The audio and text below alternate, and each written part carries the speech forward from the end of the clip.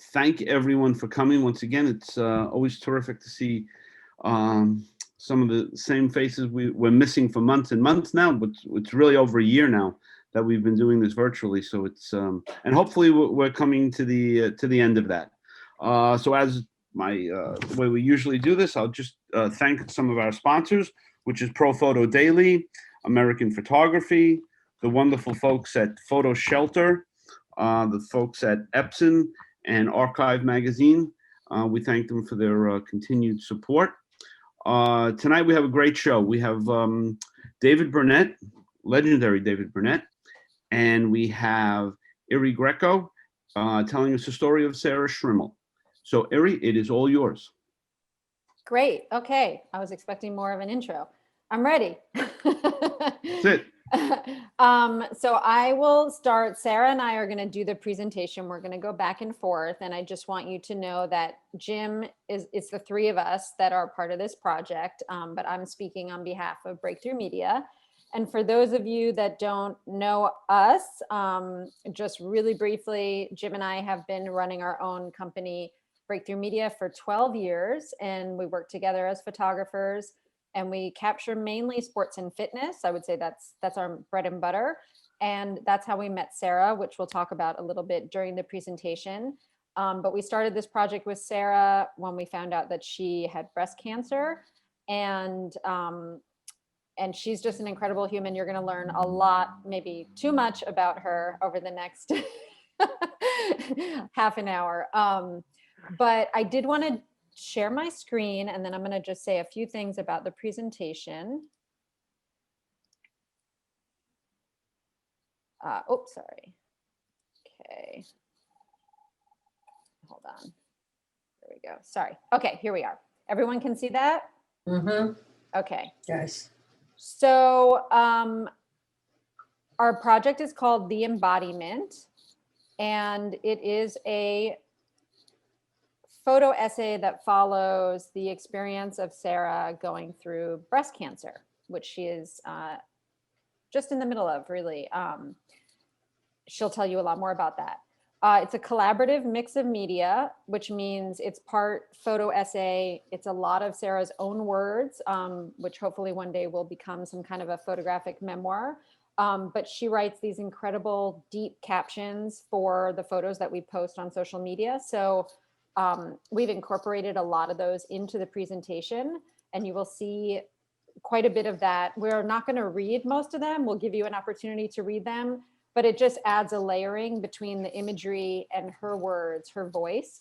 And then I do want to mention that there are some images in the presentation that are not ours. There's a little bit of a slide with some backstory of Sarah. So they're used with permission of the photographer, and she will share that.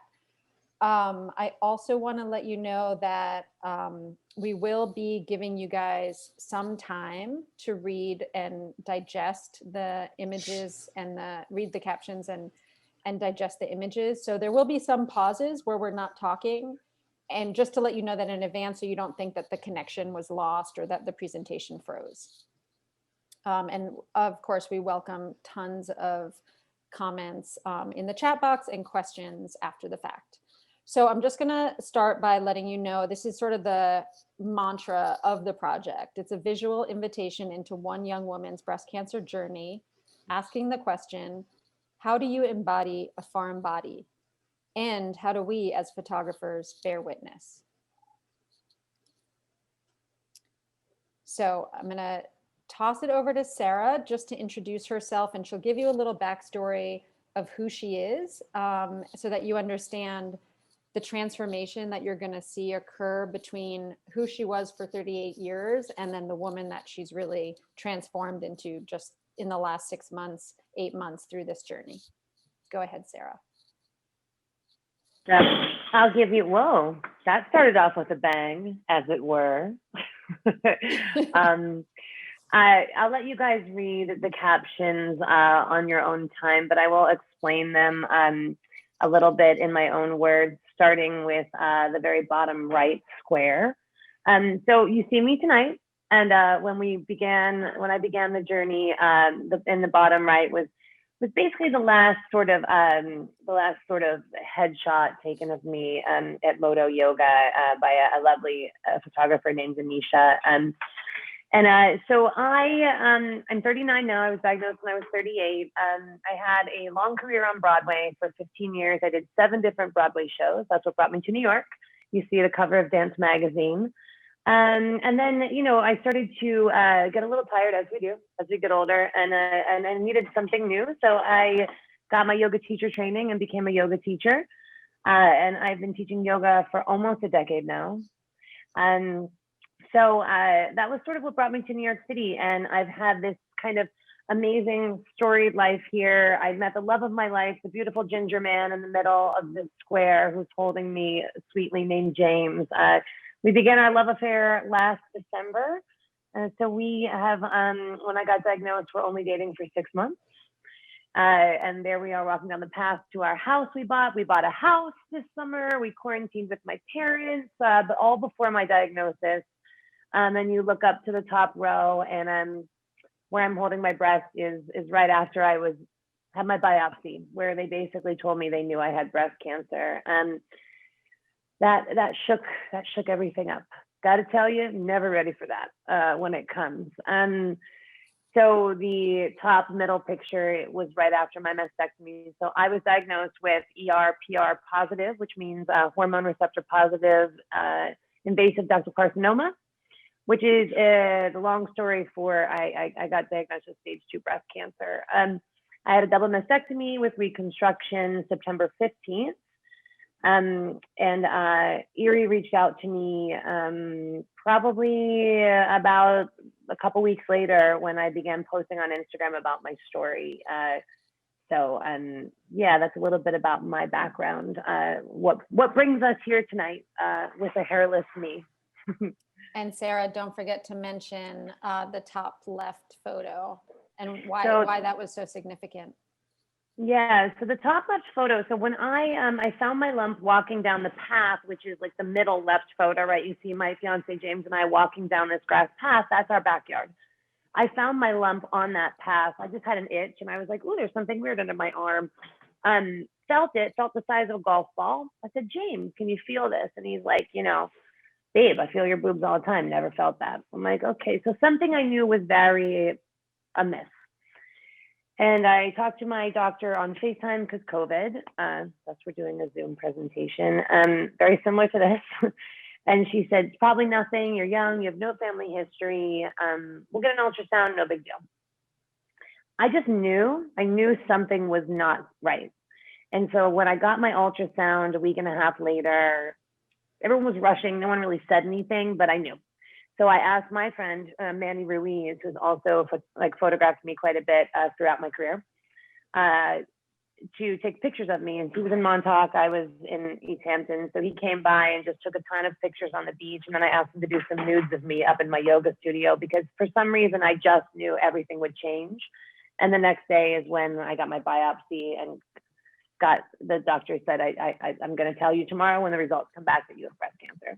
So in that moment, I was so glad that I had those images, but they're the images of a girl right before her whole life changes on the beach. So it was, looking back on those, it's really wild.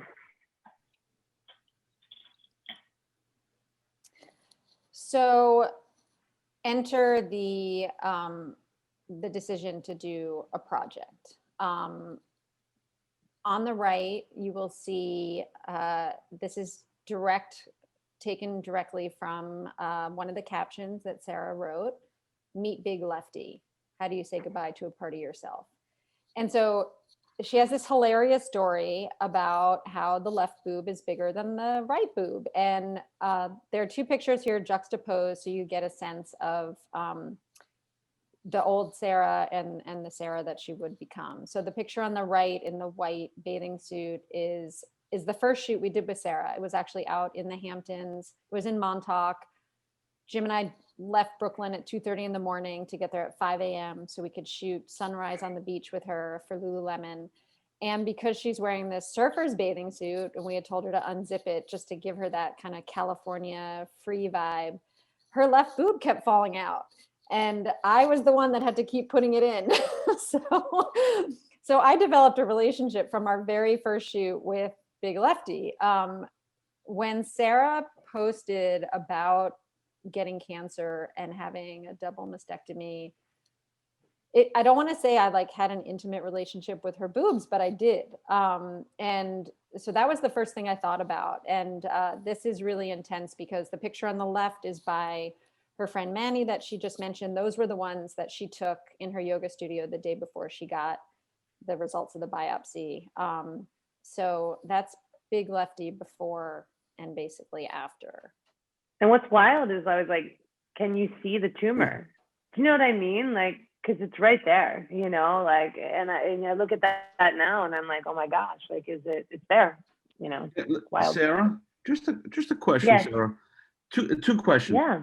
Why share, and why share with Iri? How did that happen for you guys to collaborate? We're about to talk about that. You are? Okay. Yes.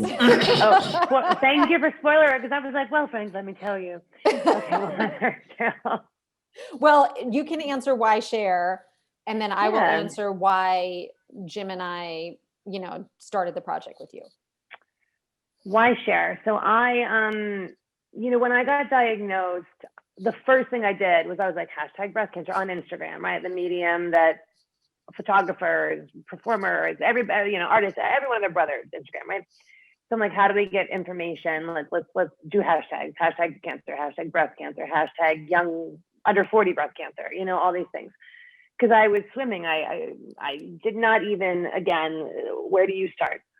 And I would see women sharing a little bit of their story, and that brought me solace in the middle of the night when I was up, at 4 a.m. looking at James, being like, am I going to die?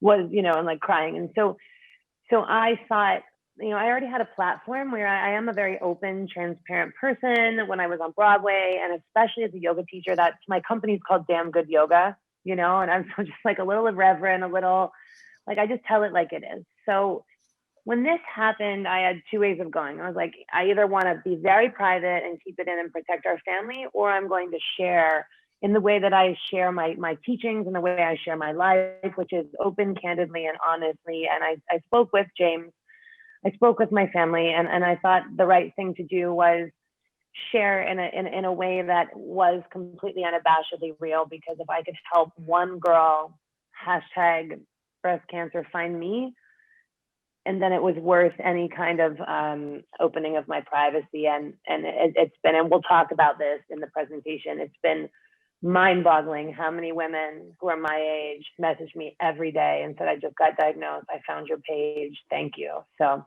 that was why share. So why us is the next answer. The pictures on the left are pictures we took at a later date with Sarah. And this was at the Lululemon Soho store upstairs in their yoga space. And you can really see, this is the Sarah that we knew. I mean, this is, she's silly, she's playful, she's sexy, she's very lighthearted. She was probably one of the happiest people I'd ever met. I mean, genuinely happy, not faking it, just full of life, joyful, loving, intimate, so warm. And then she started posting images like you see on the right. And this is, again, she was just posting what she was going through, but it hit me like, this is transformative. Like, this is not just someone sharing, this is someone sharing just incredibly raw, intimate, letting people into her life. And it got to me. It really got to me. And her captions were also incredibly raw. They were, she put everything out there, but not in a gratuitous way. It was very sensitive and honest. So the post on the picture on the right is the post that literally made me stop in my tracks. Like I said, we had developed a friendship with Sarah. Again, this is another shoot we did in the snow, just a personal shoot with her on the left. And you could see the relationship we had with her. I mean, it was just pure joy. She posted this photo. I had never seen her look sad or pensive or distraught. but it was the words that were so compelling. She wrote about how she and James had just completed their first IVF cycle. I didn't even know that they were doing that. I didn't know that getting breast cancer would affect your fertility and your future ability to have kids. And on the right is this is taken verbatim. Everything's taken verbatim, unedited from her, from all of her captions on social media.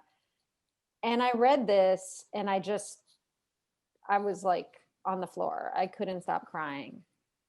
So I sent her a message on Instagram, which you will see coming up, where I said, Sarah, this is just insane. Like what you're sharing I've never seen anything like this. Not just about breast cancer, about loss, about grief, about health, about the future, so many things. And so she wrote back immediately, and I said, it's totally up to you, but if you feel like you want to capture some of this, I know Jim and I would be honored, let me know. And she wrote back right away, yes, let's do it. So that was kind of why us. Yeah.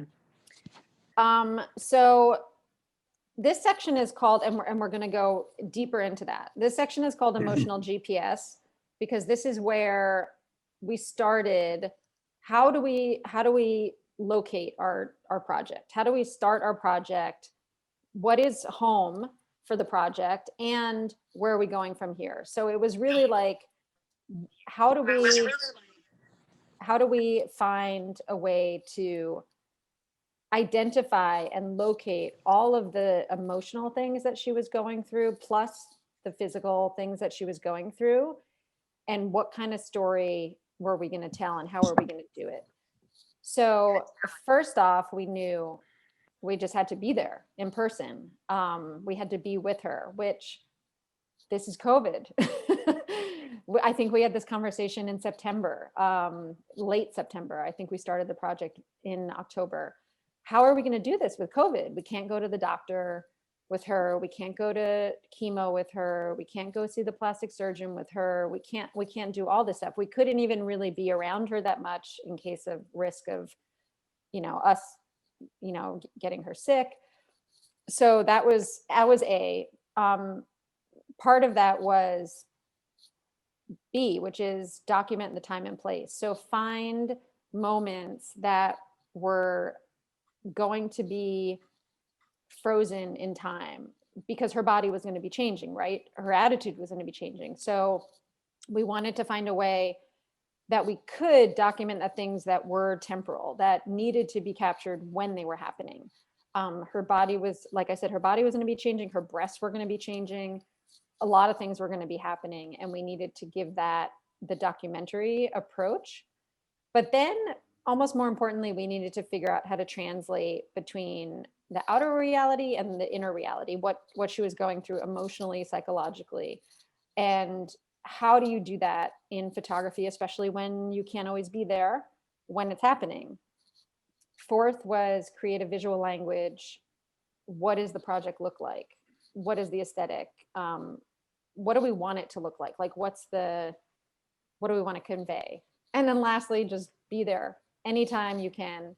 I want to say about all of this is just like the initial conversations, but for us, it was so important that we had this existing relationship with Sarah, because if we didn't have that, we would have been starting from scratch. We would have had to develop that rapport and develop that trust and develop that intimacy in order to then start the real work of the project.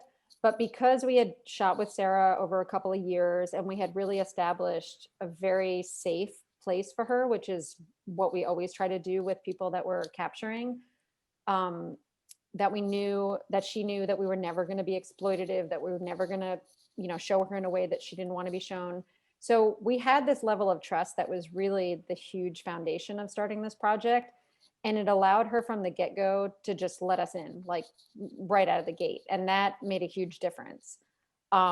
She also promised that nothing would be off limits, which I think a lot of people say when they're going into a personal project, but it's easier said than done. But in this case, because of the trust we had already established, she knew we were going to hold her to it, and that she was going to honor that. So those things were like really the foundation about that. So this is our first shoot with Sarah, one of the first images we did with Sarah. She really wanted us to capture her breasts at the stage that they were post-op. She had what they call enlargers placed in, but her breasts were very deflated. She had the scarring. She had some other things that she'll describe to you in better detail. She had just cut her hair off, so she had this little pixie cut, which she was still getting used to. And it was sort of like the beginning of the long road, I think. On the left, you see some words. These are actually my words about what we were embarking on. So for us, you know, Jim and I didn't have a predilection to do a breast cancer story. It was really the Sarah story that we wanted to tell. And it was about breast cancer. But the passion came from knowing Sarah and knowing what kind of human she was. And at the same time, agreeing to start this long-term personal project in the middle of a pandemic during all the, you know, radical social upheaval, racial, you know, political unrest, economic upheaval. You know, Jim and I hadn't made any money all year. I mean, there were like so many things going on. Obviously, a lot more horrible things that a lot of people were dealing with.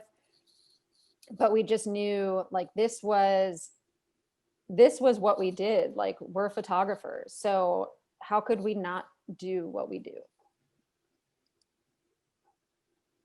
And then here on the right, this is actually the Instagram message I sent to her that started the project. So I copied it here for you guys. I sent this, and ironically, Sarah deleted that post because it was like, it was screwed up my grid. It was like not aesthetically pleasing. It's like someone told me I had to have an aesthetically pleasing grid, which you as photographers, everyone will understand. She had posted the photo of her, you know, sort of withdrawn in her studio, and then she'd written about it. And then I put this comment, and then it immediately was deleted. So it was gone. So I just sent her a DM and I said, oh my God, listen, I just wrote this thing to you. Here it is. Let's talk. And that was how it started. So that was really like the moment that the whole thing, you know, sort of turned a corner, because she, you know, I'd sent her messages before, like, hope you're doing okay, whatever. But this was like, you know, this was real. We were like, we knew we were about to embark on something intense. And the images on the left are some of the first images we did, because she wanted portraits of herself with her short hair. And then we did a whole series of breast portraits as well. But they really captured like a woman about to change. I mean, I really see this as like a woman on the verge. She had a different look about her. She had this, you know, she's kind of a maniac. She's, you know, full of energy. She's, you know, she's very much the person that breaks into dance in the street. But then all of a sudden there was this stillness that we had never seen before. And that was starting to come out.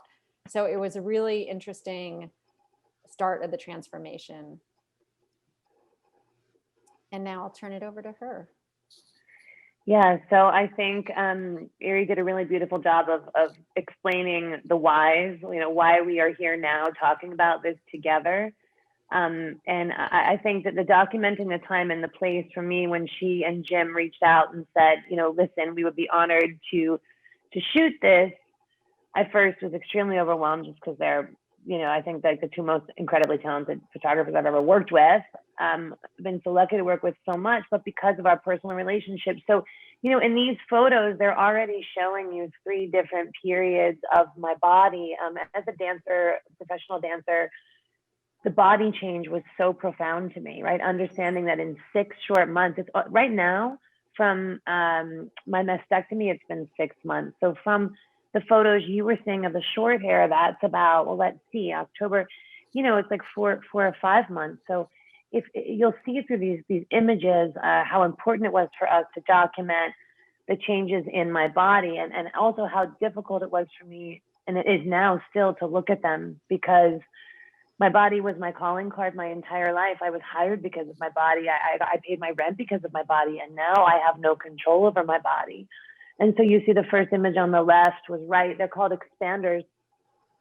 So I had, 32 Ds. My big lefty was like a 32D and a half, but now I have these water balloons in my chest that they're going to start filling, and we're going to start seeing them get bigger. And then in these images, you can see, just the scarring along my breasts, and you'll start to see where my vertebrae change, and each of these little nuances that they captured so exquisitely as my body morphed in 4 short months, to start to, sometimes I look at these and I'm just like, wait, is that you? Like the one in the middle, I'm like, wait, who is that? Like those hips are not the curve of your hips, and so it's incredibly powerful, but to have them go through this, and you'll see as we go into the evening, the change. It's astounding even to me, and I went through it.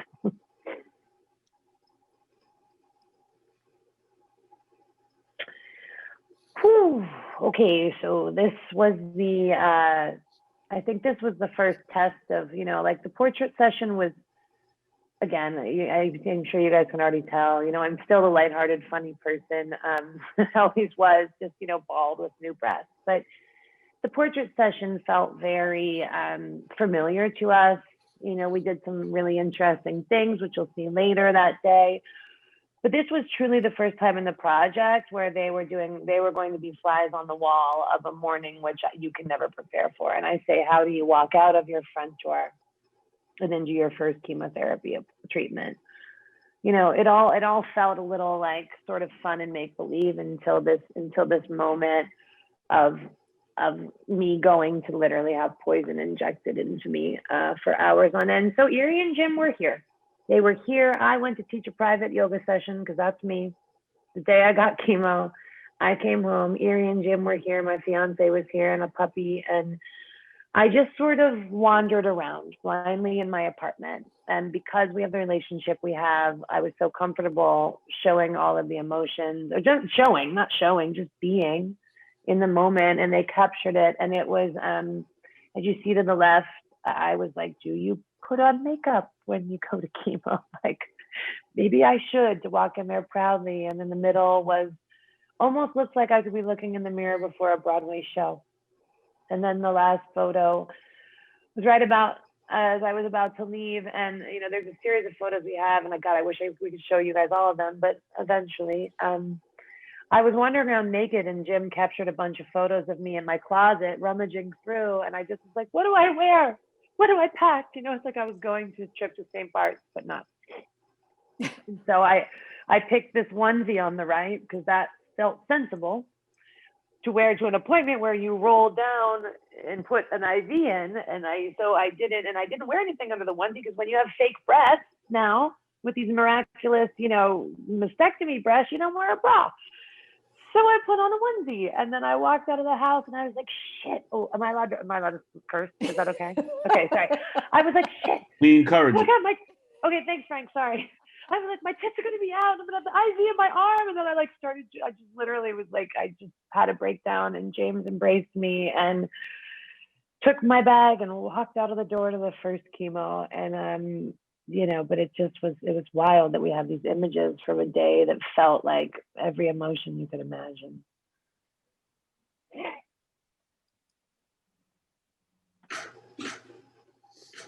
So transitioning to what she was just talking about was a little bit of the documentary aspect.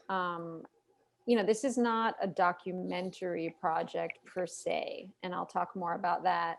But it obviously is documenting a real woman going through the real reality of having breast cancer.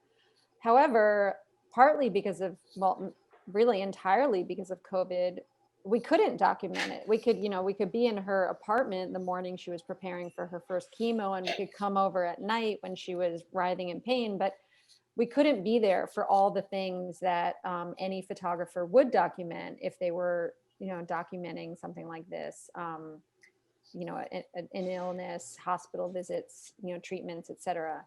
So we knew really quickly that we had to focus more on her inner reality. And what did that mean? For us, it was spending a lot of time talking to Sarah and checking in with her. I mean, she'll tell you, I like text her all the time being like, how are you feeling? What's going on? What are you feeling? Tell me. Because I would take notes so that when we shot, when we got together to actually capture, I would say, okay, what about this? Because maybe she wouldn't remember everything that she was going through. Oh, I remember you mentioning, you're just sleeping all the time. How do we capture that? Because obviously I'm not moving in with you and James. So how do we capture you climbing the walls? So a lot of it was figuring out visual narratives to convey real things that were happening, and also emotionally what was happening for her, because she was going through so many changes internally. So, a lot of it was brainstorming between the three of us. We have a text group. We have direct message on Instagram. We would brainstorm different ideas about how to capture things. We would send each other posts on Instagram that what do you think about this? Look how this artist did this. Don't forget about your water, Mother. Shh. I'm sorry. Let me go there. Hold on. We created mood boards for the project. One of the things we did was we did some research looking at what have other cancer photography projects done? How have they captured it? Some of them were 100% conceptual. Some of them were 100% documentary. This was going to be a hybrid between the two. So we knew that some things were going to be captured in real time and some were going to be reenactments, which sounds so cheesy, but you have to find a way to make it artistic. So, it was like a visual manifestation of how to show these things she was going through. So just, with this little photo collage on the top left, that's the trail that she was mentioning in the beginning that goes from her house to the beach. And so we did a photo of her holding Big Lefty on the trail, just sort of like a reenactment. Obviously, we're not recreating the whole thing, but it's a metaphorical reenactment. The bottom left is her, she was telling us, I want to climb the walls. I'm crawling out of my skin. I can't sleep. I sleep too much. The bed has become like, a jail cell. My skin is crawling. My body's changing. The bottom middle is, her spending hours and hours in bed, sleeping. Bottom right is her showing vulnerability and fragility, which, to be honest, we had never really seen with her. I mean, she had been vulnerable in the sense that she was very open as a person. But Sarah was somebody that was like outrageously confident and self-assured and self-possessed. So like, the bottom right for me was like, this isn't another version of Sarah. It was like we were getting to see all these other Sarahs that we hadn't seen before that were real, and they were all coming out at different times.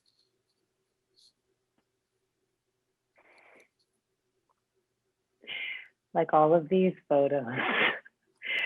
So this is one of the shoots that, and then when Iri's describing, like, how we can capture this in a way that is completely raw and real, but also artistic is, they send you when you get breast cancer, your friends and your family, like Leanne is on this Zoom, and she's a longtime student and a friend, and she sent me the most gorgeous handmade pottery and the most beautiful, thoughtful notes, and like people reach out, and then some of the breast cancer charities are like, we're going to use our hard-earned money to send you a pink tutu, in which should make you feel, it should help you through your journey, and you should wear this pink tutu and take pictures of yourself in it. And I was like, are you kidding me? I just had my breasts removed, and now I'm gonna wear a pink tutu. And I was like, fuck this shit. So Iri and Jim came over, and we were doing the portrait day, and I was like, you guys, look at this. And I pulled out the pink tutu, and I was like, I just want to rip it up. And then I think, like, I don't know if it was Jim or Iri, both of you guys were like, let's do it. that we took the portraits, and this is before I started chemo, so this is like kind of in the more, so we went out right here to the left of me right now is we have a little roof. I took a pair of scissors, took the pink choo-choo, and we shot it. And, and these were the moments in the project that I find, so incredibly powerful, because in this montage of 8 photos, I started crying, I started yelling, I was like laughing, it was taunting, and it was just like every emotion you could imagine, through this pink choo-choo and this another, why do I love onesies so much? I don't know. And I hate bras. You guys learning a lot about me tonight, but these were the moments in the project, and you're going to start to see them more too, that like, this is how we can embody what breast cancer looks like. It's not me in a pink tutu hashtagging, pink strong or whatever they hashtag. That's not for me. It's not saying it's not for everybody, but how do I embody and capture every emotion that you feel? And in this way is a perfect example of how we worked for the last 6 months. I think is a really beautiful example of it. And the pictures are great. Yeah, there's like 100 more of them. We should turn it into like a little, I don't know, like a GIF or something where it just goes through. I know, it's like ripples through. So then we got a little deeper into the project, and I hinted at this before about, how do we go into the conceptual narrative, create a visual language. So a lot of it was, again, reenactments, trying to figure out how to put emotionally what she was going through into pictures. And, that sounds like it could be easy, but it's really hard. How do you bring an artistic eye to a documentary subject when you can't document a lot of it? And we were, I would say, compelled and determined to do that. How do we fuse or blur the lines between the two, between conceptual fine art and documentary photography? Both of them are very, very strong media, each in their own right. They are powerful. They are often truth-telling. They often have an incredible narrative, but they're very different types of photography. And how do you integrate the two of them without compromising the other, right? This was one of the things that we were trying to figure out. And Jim and I don't have a background in conceptual fine art photography. So, we do creative stuff and we do things that are imaginative to a degree, but I wouldn't say that our specialty was in that area. So how do we do it with some nuance? And, one of the things that really I go back to, I said this before, was constantly communicating with Sarah about how she was feeling and what she was going through. And that really, in a lot of cases, was able to dictate the direction that we went in visually and in terms of like, what is this visual language? So she had gone through chemo. She started losing her hair. And then she lost it completely, but she still had her eyebrows and her eyelashes. And I started asking her questions like, oh, you still have your eyebrows and your eyelashes, and she said, that happens. Sometimes people don't lose them. Sometimes they lose them later. And she said, but I've lost all the other hair on my body. And she said, you wouldn't believe how weird it feels to lose all the hair on your body, like even the baby fuzz on your arms and your shoulders, like hairless. And I said, what does that feel like? And some of the things she talked about were being this bald, hairless, skin and bones, naked, sick woman who had her womanhood, her breasts cut off. And yet she spoke about feeling the sexiest she'd ever felt in her life, like an alien creature, nubile and snake-like. So talk about a prompt.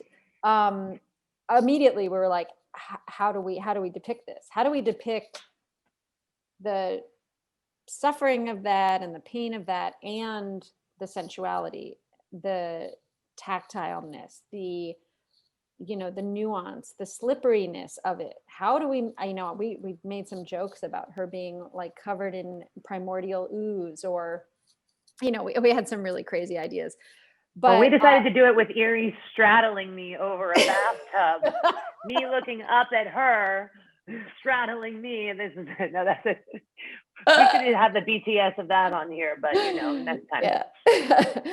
So we came up with the idea about the milk bath, which, is kind of funny because it's a little trendy. A lot of people do it, influencers, it's used, I think, more as like a pretty fairy tale thing, but I was like, let's put a spin on it that's a bit, more raw. So we did the milk bath, which I think was a great foil for her, this snake-like alien creature full of sensuality, but also not quite right, hairless, and you start to see how skinny she is. So there's a whole series of these, but these were just a few of the ones that really spoke about what we were trying to capture. And then this is more recently, in the second part of chemo, and she can talk more about this, you're on Taxol and you have to take Neulasta, which basically, what does it do, Sarah? It multiplies the white blood cells in your bones so that you feel like your bones are exploding. Yeah, so when you're on chemo, sorry, like a lot, see those pictures. When you're on chemo, your white blood cell count goes down, right? Your immune system is barely there.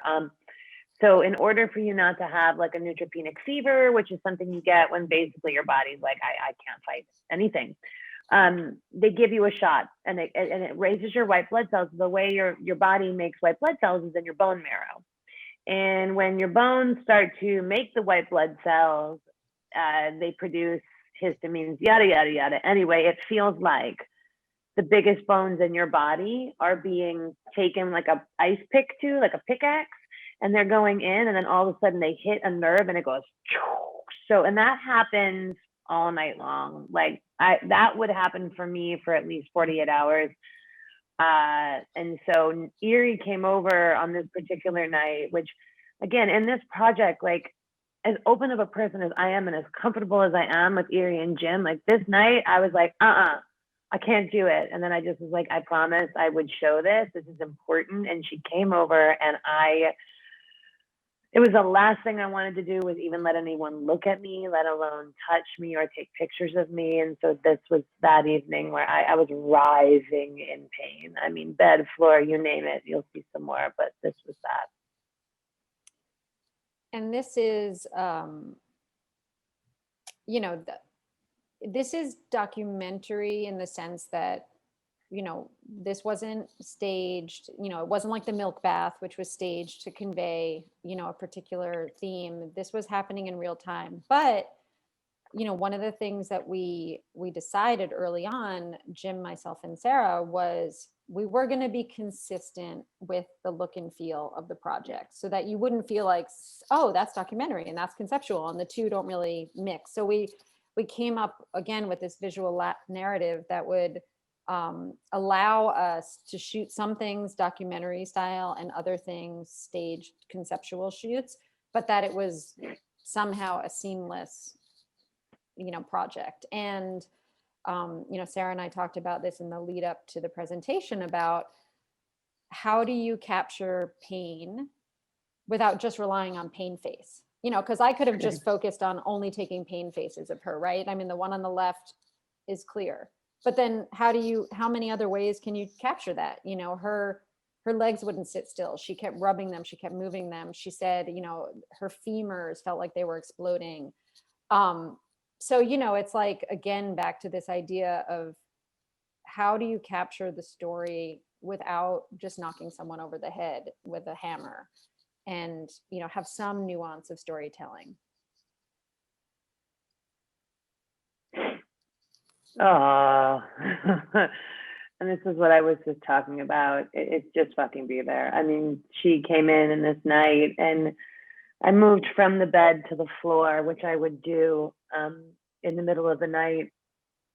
You know what? I had to do this 8 times, with 8 rounds of chemo. So like this Neulasta thing for a couple nights, you do it 8 times. You knew it was coming too, But each time was like spectacularly its own different experience. And she sat on the floor right in front of the toilet, which was like right where she was shooting from, and just shot me for a half hour. And and this is the thing, Iri wasn't like, go on the floor, it's a great shot by the white wall. I literally, like, I think I went to the bathroom, and then I like crawled out of the bathroom, and she took these shots. And the towel, she had wet a towel for me and put it on me, because you get hot flashes during chemo. Also, because they put me in chemically induced menopause, I have menopause symptoms. So, in that moment, Iri, as the photographer, was the witness to the subject, but also my friend, and like being like, what do you need? You need this towel, like being my nurse, being my, and so these photos were extremely, yeah, that's what happened that night. You see them. I don't have to tell you.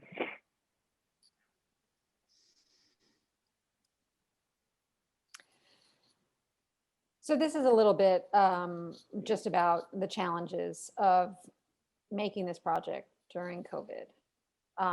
As I mentioned before, we couldn't go anywhere with her. We couldn't go to chemo. We couldn't go to her doctor's appointments. We were trying to figure out, like, do we shoot it virtually? Do we just not capture it? How do we do this? I got some inspiration from, there was a New York Times piece where Seinfeld was photographed remotely. So they, the photographer had done a great job of capturing a portrait of Seinfeld on the laptop in his apartment remotely. There were some other examples of people doing really creative shoots, like fashion shoots remotely.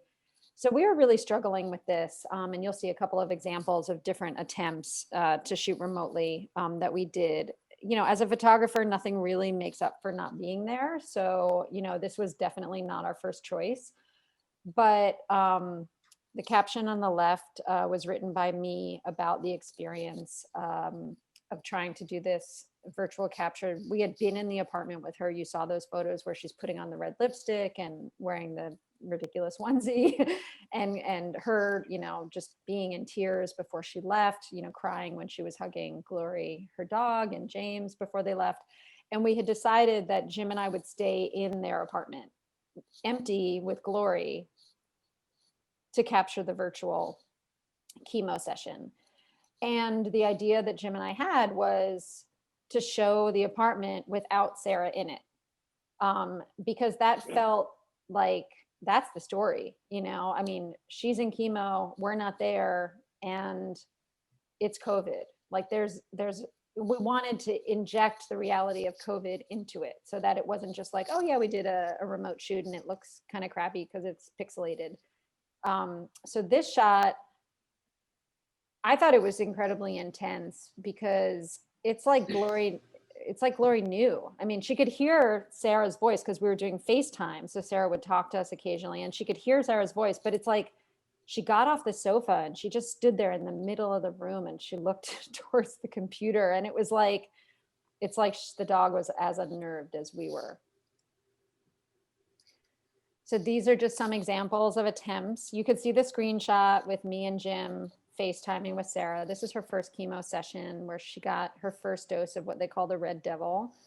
And you could see Glory in the top left, again, acting totally weird. It was like she was possessed that day. And we all felt it. I mean, I was crying when Sarah left with James.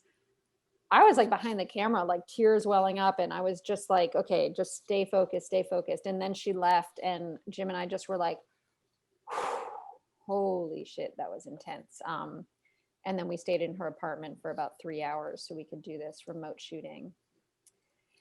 And then these were other attempts for workarounds when we couldn't be together. The little collages, the one on the left and then the second from right, were me doing FaceTime with her on my phone to, various levels of success. They wound up being more Instagram stories than anything like really worthy of a post, but it did capture. I mean, this is Sarah. This is so Sarah.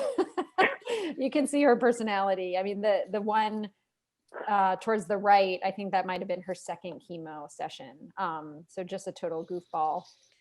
And then the multi-face one was her doing her own selfies in chemo, where she got the the Benadryl that makes her Yeah, totally I loopy. mean, this is like what we were talking about, the workarounds. Like, I would go into chemo and it would be anywhere from, and there were times, and Iri, I love you, Jim, I love you, don't take this personally, but sometimes I was like, I do not want to do this today.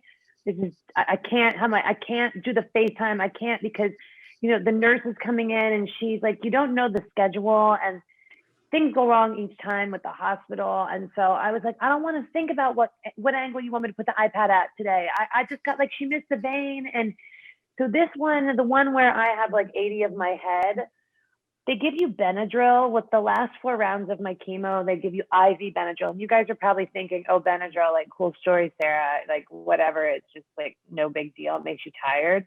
Not IV Benadryl, guys. IV Benadryl is like, I don't do drugs, but if I did, I'd probably do IV Benadryl.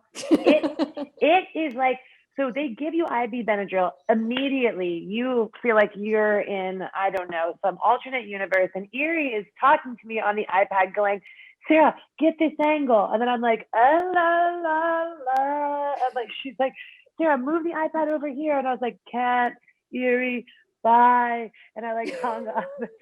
She's like, Sarah, no, we need to get. And I was like, I can't. But these like real moments of me, incapacitated and us trying to get this experience. Because again, it's COVID and Irie's trying to deal with high stoned, passing out Sarah. Eventually, I think I just dropped the iPad and she hung up is what happened. But it was like trying to commit to this project while, especially me, like going through the moment. But that multiple head one was me just being high and not tired yet, because eventually you pass out. And so I've had fun with Instagram filters. And the one on the right was a really hard one to hear about because the IV came loose and the Taxol leaked into her arm. So the chemo leaked and my arm got huge, and then it was really dramatic. And my fiance had to break through a wall to get downstairs. They had to give me an antidote, like shots and shots, multiple shots after chemo for 5 hours. And of course I had a breakdown. I called Iri. I was like, guess what you missed? And she was like, we always miss everything. And I was like, oh, let me reenact this for you guys, not, but it's like those moments. So in my own head, in the middle of this, I was like, I need to take a selfie for our project, so these are the things that we tried to piece together in a moment where they can't be there with their eyes. And somebody And again, somebody mute yourself. You're coughing. I hope you're okay if you're coughing. I hope you have the water. So these are more shots that I took. I had a nurse take the one to the left of me because again, they couldn't be there. That Taxol, they ice your hands and your feet. And this one I put up on my Instagram, and it had more because no one's used to seeing me like that, right? Like helpless, passed out, connected to IVs and, with things strapped to my hands and my feet. And so that was a pretty powerful image, but again, an image that we wanted to capture with the team and COVID. And the one next to it was, I took a bath on Thanksgiving. It was right when my hair started falling out. And so it started falling out in clumps. And I started seeing it on my hands. And so I again grabbed my phone and just was like, I need to get this on. I need to take pictures of this. Iri and Jim, we were in the Hamptons at our house. Iri and Jim were in the city. So I put my phone on timer. I don't know, you guys, photographers, I did some portrait mode. I tried. And then I just let it go and I timed it and I just let it get me. But that was right when I started losing my hair on my iPhone. And again, the scope of this project, the next shot was when I got engaged, and I got engaged like a week later after the one to the left, to the love of my life in a turban. I said, and then the one at the end was me, my last day of chemo. And again, they couldn't be there. So a nurse took that. The one in the turban, obviously, is a selfie, which David is the highest art form of back in the day, which we'll tell you about later. But so we tried to get the moments that were the page art moments of most cancer documentaries, and we did them in our own way. Yeah, I mean, basically, we just knew from the get-go it was always going to be a mix of photo essay that Jim and I could actually take and incorporating, all those moments that we couldn't be there that Sarah would take.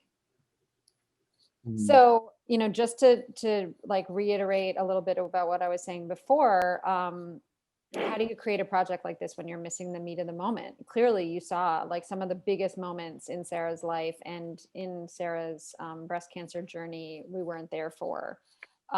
So I touched on this a little bit, but we really wanted to create that continuity of look in the conceptual narrative. And a lot of things were done after the fact or just trying to capture things she was feeling. But the important thing that was going to tie it together was the look of the project. So the aesthetic look. And we had decided that we would edit it in a very particular way because we wanted to have everything seamlessly flow together like it was a dreamscape. But in reality, it was like more of a nightmare mythology. So we somehow figured, let's capture that dream like it's sort of a fairy tale gone wrong. And the mood that we created with the tonality was this kind of cool, muted coolness, which Jim very articulately was able to describe as an almost medicinal tonality, which, you know, it's like very subtle, but you know, if you look through the whole body of work, everything's a little bit on the cool side. It's a little bit on the muted side. It's a little bit softer because we wanted to give everything this slightly dreamy quality. So that's been the thing that has also tied the different, like more documentary images with the more conceptual images.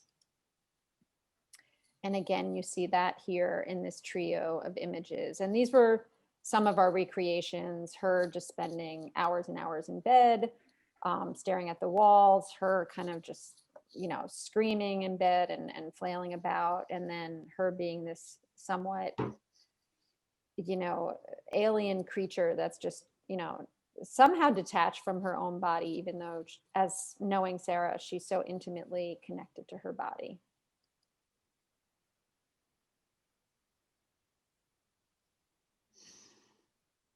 More images, some of them from the New Lasta pain event, some of them from hot flashes, eating ice, getting emotional, acting out some things. And then I love this one on the top right. This is just Sarah doing business. You know, we were doing a shoot in her bedroom and her client called, one of her private clients, and life goes on, right?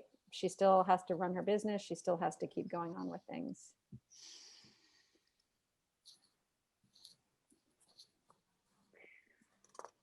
Well, this was the day that we shaved my head from that pixie cut I got to this badass kind of like army, the GI Jane moment. We went to this roof, and you know, about cathartic release. And this is the part of the project that with the three of us, I mean, we are making images to help people understand this journey in a much more profound and a much different way than it's been told before. However, this is also these things for me, having this project, and we've been talking a lot about the creative part of it, and it is creative because, you know, I tell them how I feel, and we figure out how do we embody that, how do we portray it on film. But this shot was just the top row. My man, the love of my life, shaved my head on a roof, and we got it all on film. And it as you see, there are many emotions happening. You see the different phases of the hair shave, and the bottom row was simply post hair shave, and just like me being like, holy moly, like, I mean, that, now you guys see me now and you think, well, that's nothing, but I mean, at that moment I was like, whoa. I've always had this wild, crazy curly hair, and the cathartic release was like doing this project with them and having them there that day was like permission to be like, how do I feel? I feel like a badass. I feel like I want to yell. Oh my God, I feel free. I feel this. I feel all. This was a release of everything I had felt since my diagnosis. You know, shoots like this. It was almost like it was a shedding, not almost, like it was a shedding. You know, I was preparing to go even deeper, and so that's what all of this is. And I mean, they captured it you see every single emotion. It's just like such a patina. And then, you know, the next slide will kind of describe what all that was like.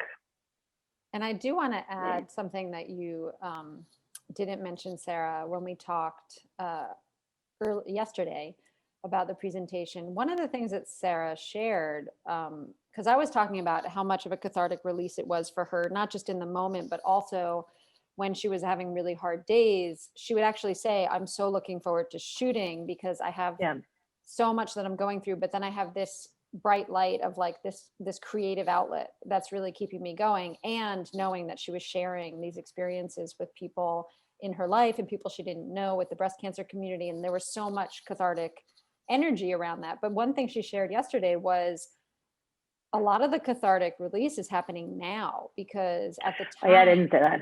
yeah, and I'll let you take it from there, because I thought this was so important.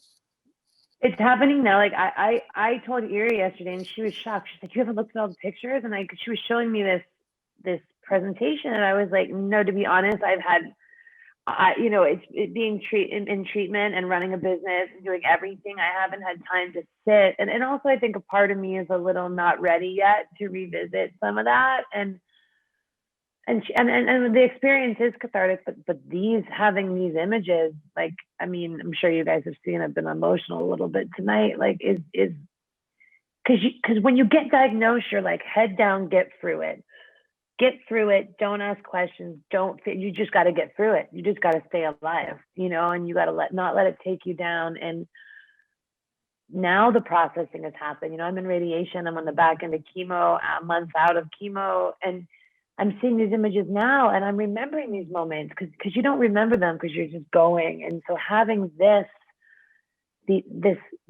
swath of a period of time, which was the most intense period of time of my entire 39 years, this is the cathartic moment for me, is to see these now on the back end and to say, like, whoa, like I went through that. You know, cognizant brain knows that, but it's wild. Ladies, can we move it along, because we're over an hour now? Yes, we're almost done. Please, thank you. Yeah.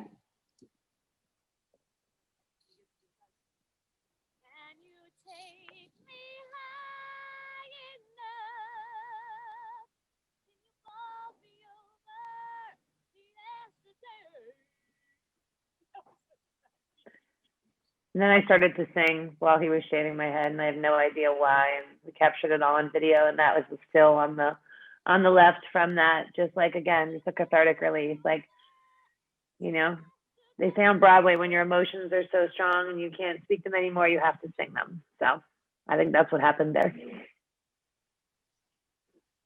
So we'll just show these very quickly, just to end this up. Just like a little role playing, character play. Yeah, when you're bald, you find your little treasure chest of things from your old performing days, and you put them on. Different hats. So we have a little video here. It's really short. We won't play it now because I know we're running out of time. But I just want Sarah to talk a little bit about how she was able to connect to the cancer community through this project. So it's basically, we're all so connected. The women that have walked this path before me, women that are walking the path now, and the women that will walk the path and have this project to look back on.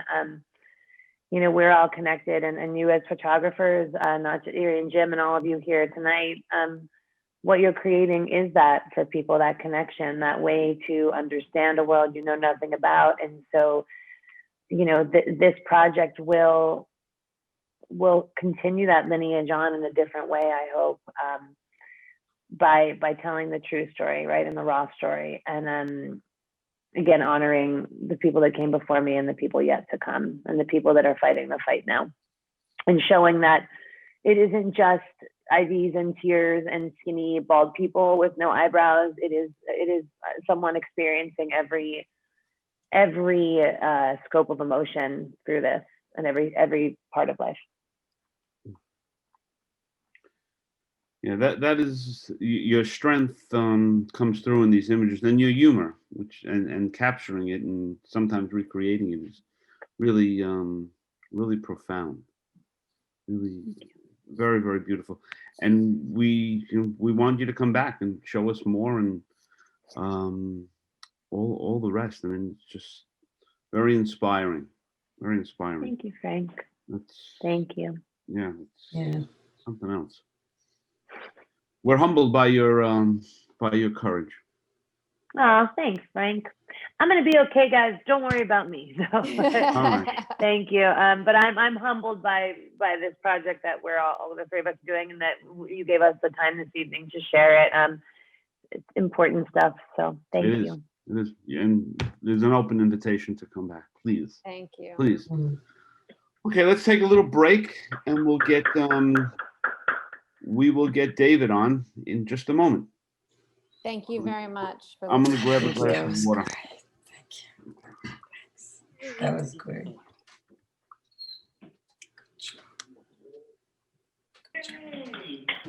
I'm not muted yet, so don't start sharing.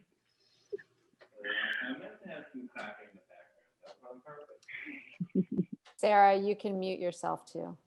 I will. Thanks, guys.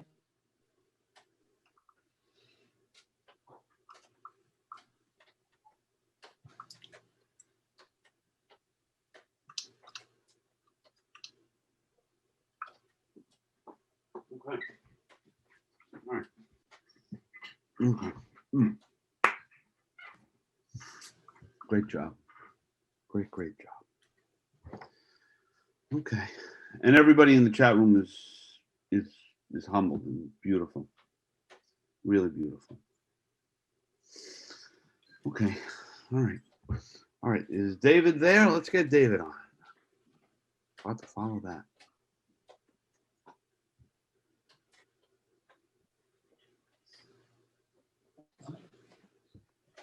Okay. All right. Here we go.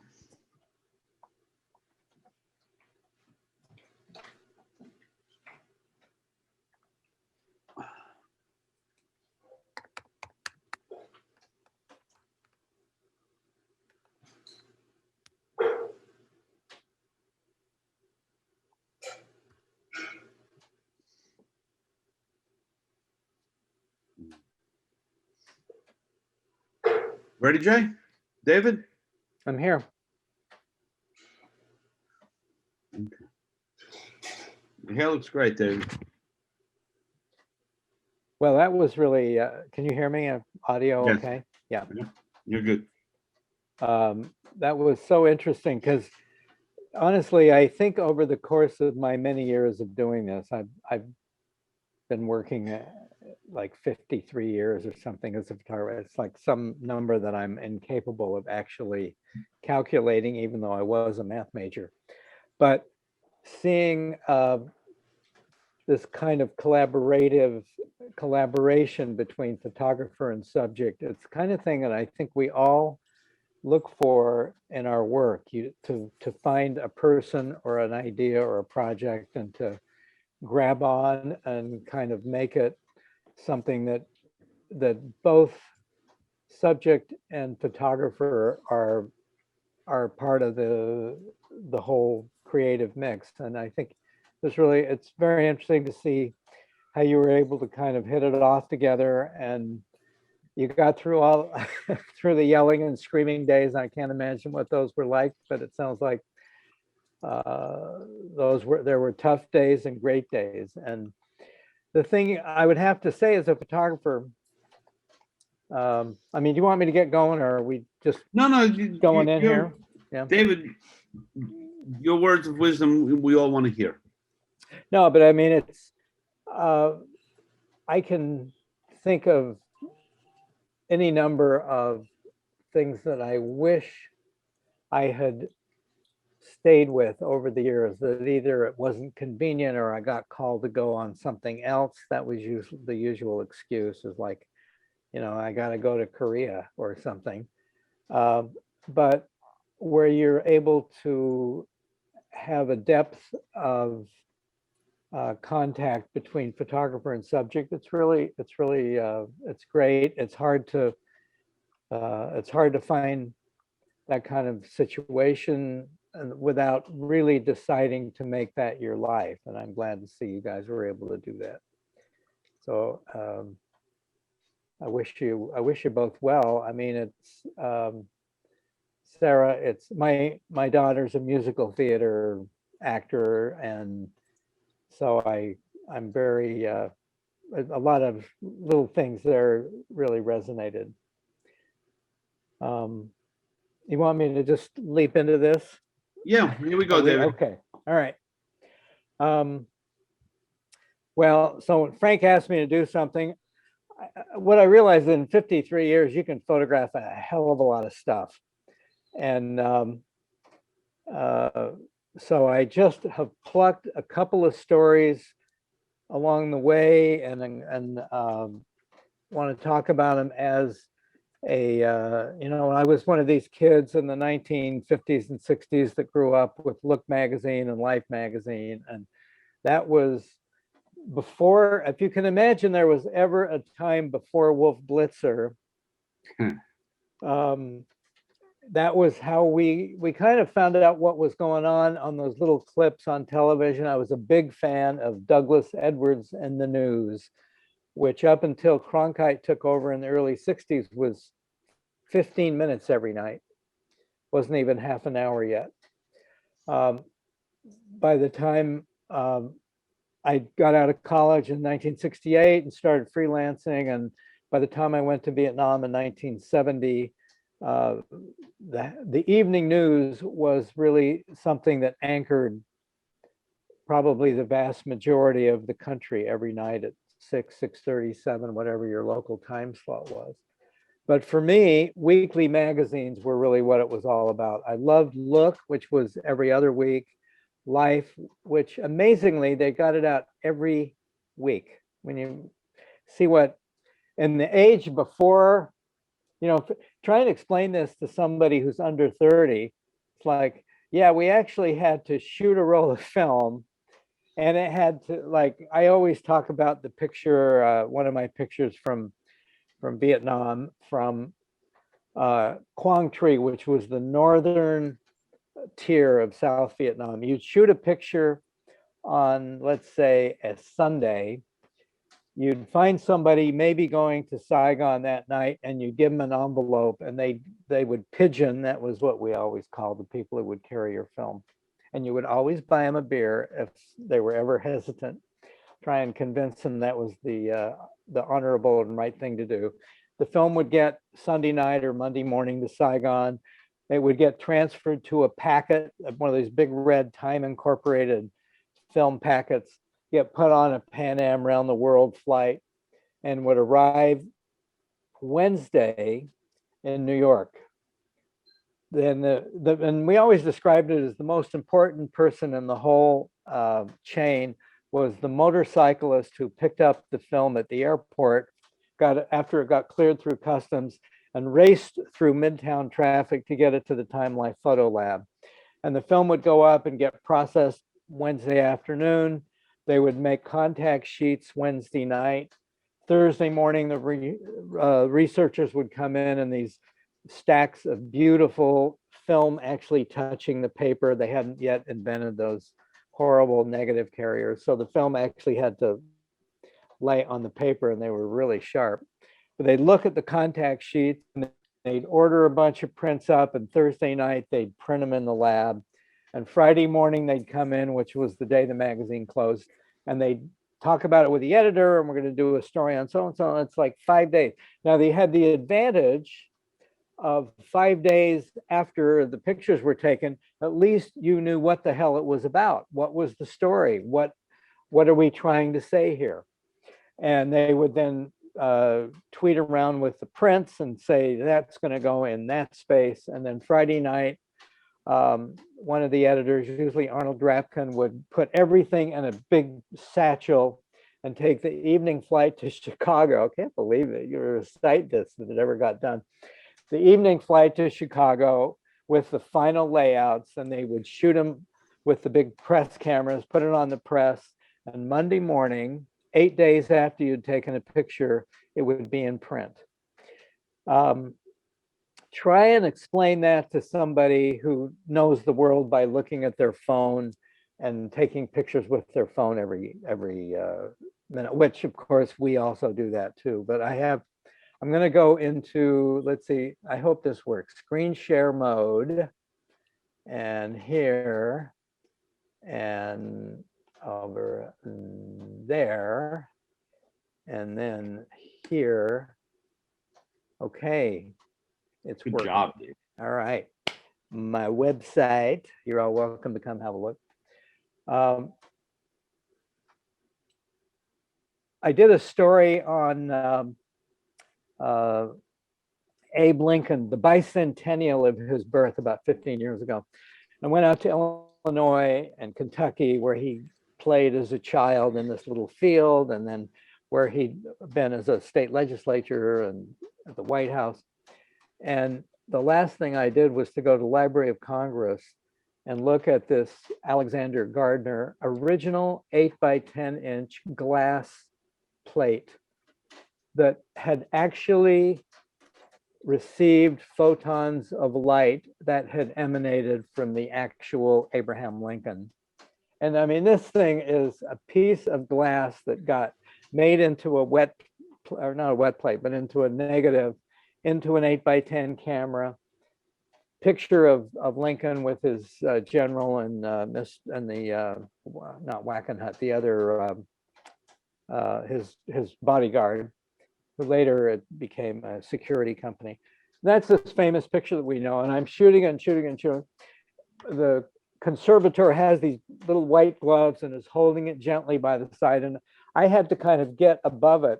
And you know how that thing that sometimes happens when you let go of your camera, you got a strap on your neck. But all I could think of while I was doing this was seeing my camera in slow motion going down and crashing into this glass plate. Okay, didn't happen, but it was frightening. But it was one of I shot this with a Canon 5D. It was one of my first real digital cameras. And I got home and I put it in Photoshop, and it was like, wow, what happens if you hit Command? Oh shit, here. I'm sorry. I don't know. We're doing it. Okay, let's see. Okay, come on, kid. All right. Oh, wait. Okay. I'm using photo mechanics for the first time to do this, and it's a little snarky. So I hit Command I, which is invert, and I discover the secret of a negative. And it becomes this positive with now the hands are negatives. And I like to show this to, especially to young people who have never been in a dark room and never seen, would like to record this. I'm not going to deny it. I guess I'm opening system preference. I don't know what the hell's going on here. I don't know how to tell you that we can record it. I go to here. The Zoom, oh shit. What are we doing wrong here, kids? Oh, I gotta hit that. Okay. Oh my God, the pain in the ass that they make me do for this. Okay. Can you hit escape? Yeah. Well, I can close. I could click it to lock it. Yes, no.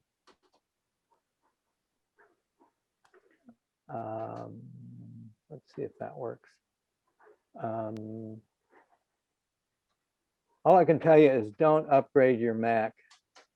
I used to use iView Media Pro. It was perfect and it was wonderful. Okay, your screen sharing. All right, we're good. Anyway, that's the whole point, is to try and explain to kids who have phones what the idea of a negative is, and how photographers not only see film as negatives, but we understand that black is white and gray is gray and white is black. Anyway, it's just one of those things. So the other thing I like to tell, especially younger photographers, is that, let me just say this, you did not invent the selfie.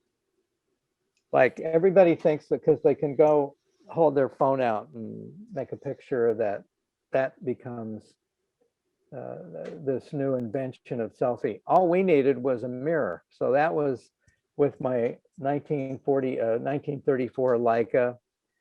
These pictures are about 55 years apart. And I put this picture on Facebook last year, and one of my wise ass friends, Mark Tucker, came back with, here are the sources of those wrinkles. And it's pretty good. And we've all been through it. We've all put the film directly in the fix and then turned the lights on and realized that it wasn't the D76. And it'll give you a couple of wrinkles. My first Nikon F, transition over to Canon. You could basically track it as a story of hair, I suppose. My Yeah, from always 60s.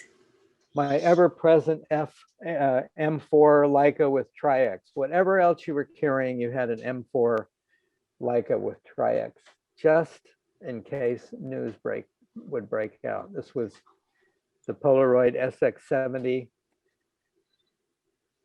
And this was just a couple of months ago with my Liberator 4x5 Graflex with an Aero Ektar 7-inch lens on it. It's all about seeing this stuff as tools to create pictures. I mean, I'm apparently more of an equipment buff than I'm ready to admit, but there is something about the equipment. Each one, once you realize that every piece of equipment has some kind of a mission or some kind of a job, I think it makes you a little bit less of an equipment geek, that you can really understand why you have all these things and for what you have. Each camera has a reason to be. This is the new little small sensor Sony, which I love these little cameras. They're the smaller APS-C size sensors, and they take every old lens that was ever made for a camera from about 1940 onwards will fit on these cameras. So it gives you a huge range of possibilities, even if they're a little kludgy to use sometimes. But it's, for me, it's something I really love, having a chance to make different pictures. Now, in 1964, I grew up in Salt Lake City. And in 1964, I look back now, I'd been a photographer for a year and a half on the high school yearbook, and had worked for a little weekly newspaper that was bought by these two guys who decided to really make it into a big neighborhood weekly newspaper. And as it turned out, the two guys were my mom's cousins. And I think I got to keep the job because they knew that they could pay family 25 cents an hour less than they would have to pay somebody that wasn't in the family. So it was a great job. One day I was driving my cousin Howard back to the city after a weekend of being at our house out in the country. We kind of lived out at the far end of those mountains there. And I had my Yashica mat and my old flip block tripod in the car, and I started to see all this lightning. It was unbelievable. And I said, Howard, you're just going to have to wait a minute. So I got out, and this was at the age of 17. I learned that my hand was faster than the speed of light, because you would be propped up with the camera. I put it on bulb. I had a little cable release, put it on bulb, and put my hand over the lens. I mean, it was something I just figured out. Like, I don't know how. I guess maybe because I'd been doing a lot of printing and I understood what burning and dodging was like. Hand over the lens, and when the lightning would strike, I'd move my hand faster than the speed of light. And as the lightning would stop, I'd put my hand back so that I would try not to overexpose the film. Now, the film was really dense, but I came in the next day and I made some prints, and I wandered up to the editor's desk and I made a couple of 11x14 prints, which in those days, that was a big deal if you had an 11x14. And I tossed a couple of prints on his desk. And he was like, wow, where did that come from? So I told him the story, and he actually did say, stop the presses. And they put it on page 1. And this evening, right before we came on here, I looked on newspapers.com and I actually found the June of 1964 issue that had, from the Rocky Mountain Review, that had my picture on the front of the paper. And I have not actually seen this for like 40 years. And seeing it tonight, I was guessing, I was looking at every week in 1966, and then 1965, and then I tried 1964. There it is. And it even says photo by staff photographer. I guess I was a staff photographer and didn't know it. Anyway, it was just a reminder, as much as anything, don't throw anything out. You never know what is going to be important and what you're going to like in terms of the pictures that you take. Now that is not me. I don't know what it is. I don't know what this is, but it's not me doing anything. That really pisses me off. Sorry. So if this does this one more time, we'll just go to looking at it big screen and photo mechanic. I'm sorry. Fine.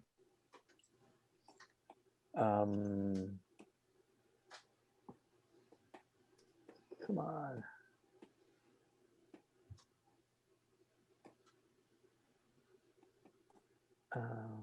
Okay, come on. This is looking like an idiot. Okay, so here's what we're gonna do. We're just gonna do this. And we're gonna do, come on.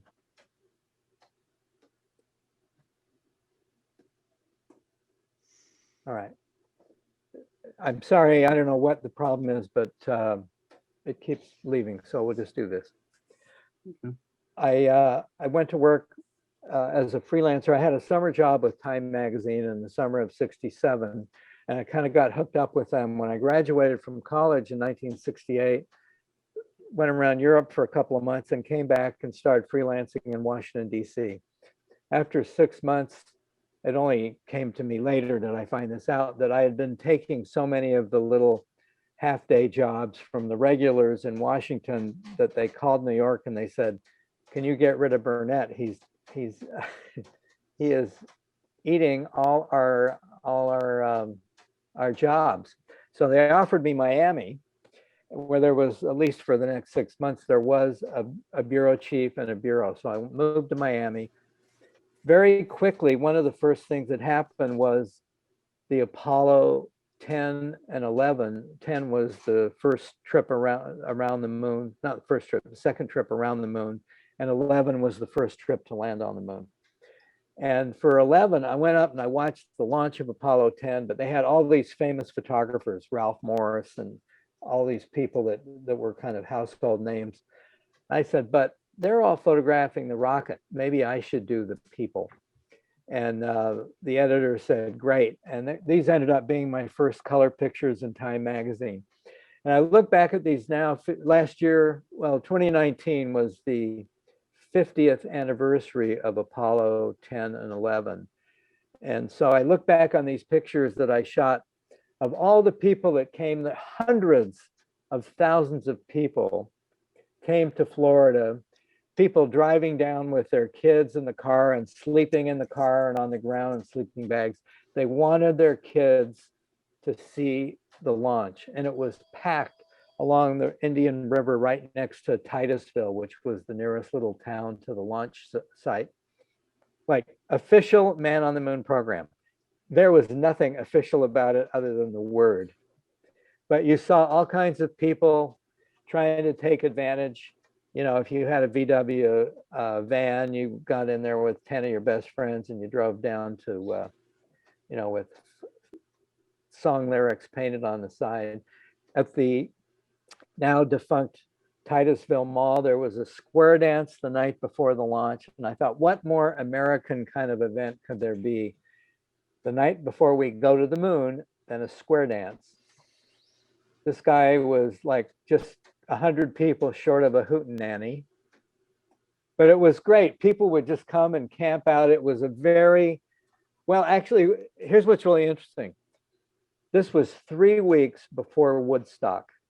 David, Yeah, our friend Dan Fitzmaurice has a suggestion. The magnifying glass on the lower right of the image should enlarge it. Well, I Then could press go a arrow little- right for the next one. well, okay, the problem is, then they're a little cropped. I'd almost Ah. rather, well, I mean, I can do that. Yeah, We'll go full screen now. I have a bunch of faces over here. If you don't have that, you can probably see it okay. Is that better? yeah, yes. Okay, all right. So I'm sorry, this is, Right. it's not iView. But it's amazing when you see the cars that are involved and the way the tents are set up. That is the technology that took us to the moon. And people are all there with their coolers full of beer and Pepsi, and the kids, every kid that went there remembers it. This 1969 Ford, when I look at it, I think that's the technology that went to the moon, but that's the technology that went to the moon, more or less. And this was the good old days when there was one ladies' room within about 4 miles and nobody complained about it. You know, nowadays, the women would take over the men's room for half an hour till everybody got caught up, rightfully so. But this was 1969, you know, Nixon had been president for 8 months. Transistor radios, that was a big deal. Oh my God, I got a transistor radio. You know, couples making out, hanging out. This is my daughter's favorite picture. It's the one that we call, if you can't get lucky the night before a moonshot, it probably won't happen. This was about 5 in the morning, the very first little bit of dawn light, and 7 miles away across the water, that's the rocket getting ready to go. So the launch was at 9:30 in the morning, and I had, oh, these guys, I actually think these guys slept through it, but I'm not sure. They may have woken up, but they got there late and they all slept. 9:30 in the morning, the rocket went up. I had wandered out into the water alongside my friend, French photographer, Jean-Pierre Lafont, who was then working for Gamma. And we were looking back into the faces of the people who had come. And this to me this is one of my favorite pictures. The hands are all up. Everybody has got the sun directly in the east in their face, and they're all trying to keep the sun out of their, oh Christ, what is this? Yeah, David, your slides aren't moving. Say that again. We're stuck on one image. Yeah, we're still at the beach there. Okay, well, it's moving for me. Is it not moving for you? No, Oh. No. All right, we're gonna start over. For Christ's sake. Escape. Well, let's see here. No. Is it still stuck? No, Yeah. you're moving a little bit now. All right, I'm gonna just come down to, we'll try that one. Oh, God. Yeah, that's my favorite. I love that. All right, yeah, so that's kind of what it looked like. Right. At one point, I remember just being shaken by the rattling of the rocket as it went up, and I thought, hell, I don't want to come all the way up here and not see it. And I turned around and shot about 6 frames just as it cleared the tower. I mean, you can't go all the way up there and not look at it once. I don't think so. So the pictures sat in, several of them ran in Time magazine, kind of small, but they were my first color pictures in Time. Then they sent the stuff back.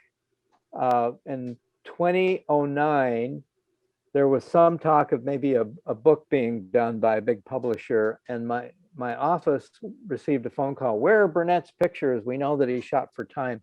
And they'd never seen the stuff at the office, so they called me. Hey, where are those pictures? So I go downstairs, I find the pictures amazingly. And I start looking at these old slides, and I stayed up till 5 o'clock in the morning, scanned about 60 pictures and overnighted them to the office. And by the next afternoon, we had to deal with Smithsonian for an 8-page story. Like in 2009, that stuff still happened. When the magazine came out, I got messages from a lot of people who were in these pictures. And in particular, with this guy in the green plaid shirt and his wife in the kind of turquoise shirt in the center of the picture, that he'd had a phone call from his sister saying, go buy a magazine, Smithsonian, you're in Smithsonian magazine. I remember that. So he writes me a note and says, listen, I'm in that picture. Would you send me a file, then I can make a print? And I wrote back and I started to say, well, you know, we don't just send files out anymore. And I thought, well, who knows? I'm including a file. And by the way, if you're in my picture, maybe I'm in your picture. Did you guys have a camera that day?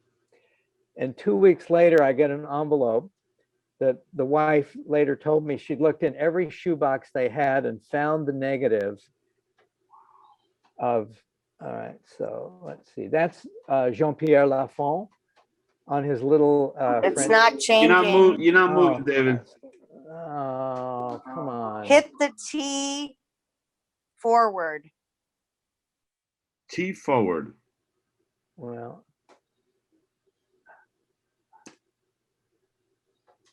all right, I don't know what that means. Did that change? Can you see him now on the No, ladder? now you just have your grid. Man, this thing is really screwed.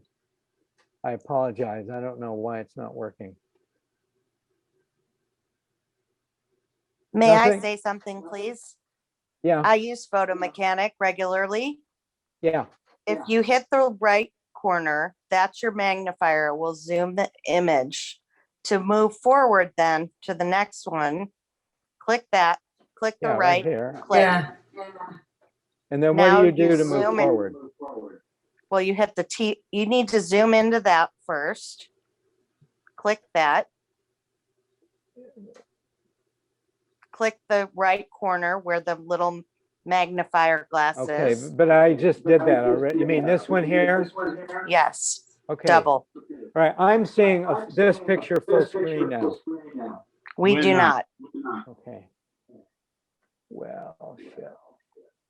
What can we do? So there's a slider at the top that you can zoom in to your left. Keep going to the left. Well, maybe it's right. I don't know. See the little slide? I can't see your full screen. Yeah, I don't see a slider. I mean, I've used this. for Next to the word 12 years. arrangement, there's a little bar that you slide the image. Slide to zoom when it's Okay. selected. Right, right. But So you should need we to go click bigger? on one image. Okay, hang on. All right, I've got one image. All right, I see what you're saying. I'm sorry, but I've never had That's I've never okay. had to do this before. But when I click on it, So it- use the up and down keys. Sometimes you can actually, well, I use it on I'm not a Mac user, so. There, that's better. Yeah.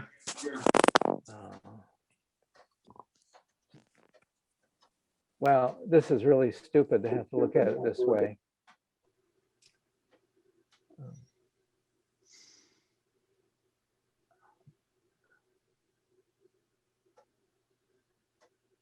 That's as big as it'll go. Now, if I do that, That's good. That's better, David. That's fine. okay. And if I hit the next, the right arrow, Yeah, you go to the next one. okay. That's right. Yay. Yeah. All right. Do you see Jean-Pierre on the ladder? Yeah. In the water, yes. Yep, Okay. that works. Okay. And now it doesn't work, for Christ's sake. Oh, this is really tough. Okay, and then anyway, this is the picture, which I don't even know if you can see it, of us in the water that they shot. Mm-hmm. Oh, wow. Great. All right, this is really, and then when I took this show to the Leica Gallery in San Francisco in the summer of 2019 on the 50th anniversary, the Robs came and I actually met them for the first time. And I'm showing them there the picture. This is shot at the gallery 50 years after the fact. None of us quite looking like we did then. All right. Now, I don't know, are you able to see the contrail picture now? Yep, yeah, the clouds, Okay, yep. all right. So this is actually from a space shuttle, and I kind of feel like every rocket has its own signature of what it looks like. Mhm. And for the 50th, back in 2019, I wanted to follow up with all the Apollo astronauts who are all now in their very late 80s or early 90s. This was a group that gathered in Oklahoma at Tom Stafford's little museum. And a bunch of old codgers who will talk your ear off. And, oh, God damn it. I had, in 2009, 10 years before, I was supposed to photograph Buzz Aldrin. And I had my little, I can't even remember what kind of phone it was. And I thought, God, maybe I could photograph him in a dark room, just lit by my cell phone or by a cell phone, because people are saying that there's more computing power in a cell phone than they had on Apollo. And I never got him in a dark room, so it didn't happen. But Buzz Aldrin, who's famous for punching out people who have given him a hard time, when I finally did say to him something about that, I was hoping to do a picture lit by a cell phone because it has so much computing power. He was like, "We had plenty of computing power. What are you talking about?" I just, okay, don't hit me, Buzz. Anyway, I don't know. So these are some of the astronauts. Jim McDivitt, this is 50 years after they had flown. And this was a piece that ran, there's Tom Stafford, Michael Collins.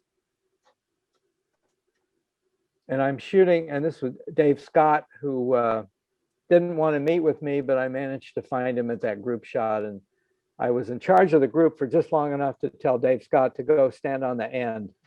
And then I went over and photographed him. I was at the dinner and I'm sitting next to these people who I didn't know.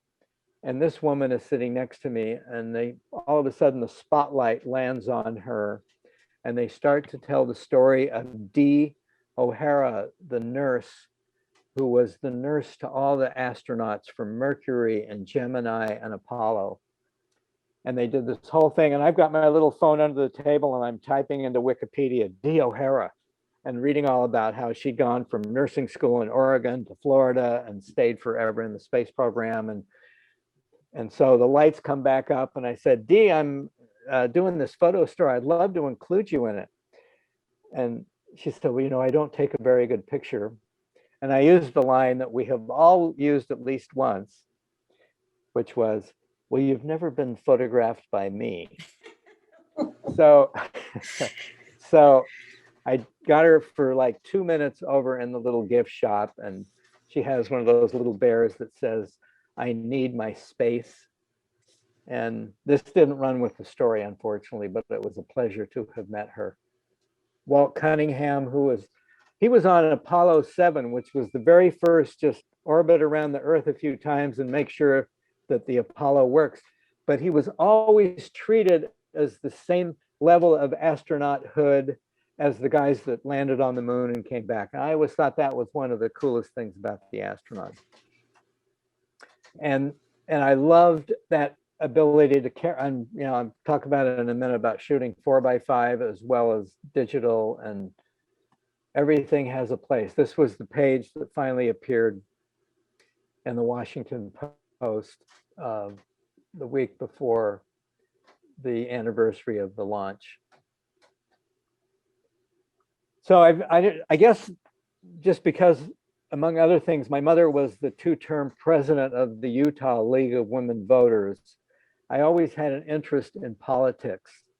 And for example, in our playroom, what had been the little drop-down built-in cabinet to the side of the wall became a map on which was stuff like mosquito abatement in Tooele and other things that the League of Women Voters were extremely excited about. So when I was a senior in high school and John Kennedy came to Salt Lake City, I said to Mom, well, why don't we go see the president? So we went down into the waiting room of the Hotel Utah, and he came in, and it was a round room, and he kind of walked around the cupola and shook everybody's hand. And I didn't take a single good picture that day. And I got home, and, you know, like every kid in those days, my dark room was the furnace room. And I started to look through my film, and everything was either out of focus or blurry, or I just screwed everything up. And I looked through it all. I was very unhappy. I snipped the negatives into fives, and I put them into glassine. I put them into one of the shoe boxes that my mother, even though she was not Imelda Marcos, she bought just enough shoes to keep me in space for my 35 millimeter negatives. And in 1998, when I had to do I was asked to do a show about the president. So we went back and we looked at the Kennedy negatives again, and we scanned it and we blew it up. And all of a sudden, after like 40 years, I'm thinking, you know, it isn't as blurry as it looked before. Maybe it's just the dynamism of this young president. And it's not so much underexposed as it is the harsh contrast, giving a sense of youth to the picture. So after 30 years of sitting in a box, another reminder, don't throw stuff out, because you never know when the picture is going to be one that you actually discover you like 30 years later. And this was the next day out at Salt Lake Airport. This was just 2 months before Dallas, but a couple of years later, Mitt Romney's father, George Romney, who was then the governor of Michigan, came to Salt Lake, and I photographed him. He was just about ready to announce that he was going to run for president. Didn't last very long. Mitt, at this point, Mitt's my age. I think he was at Harvard, and his dad spoke at the Utah Capitol. And my uncle, because he was the Newsweek stringer, sent my pictures in to Newsweek, and that was my first published image in a national magazine, was this picture of George Romney.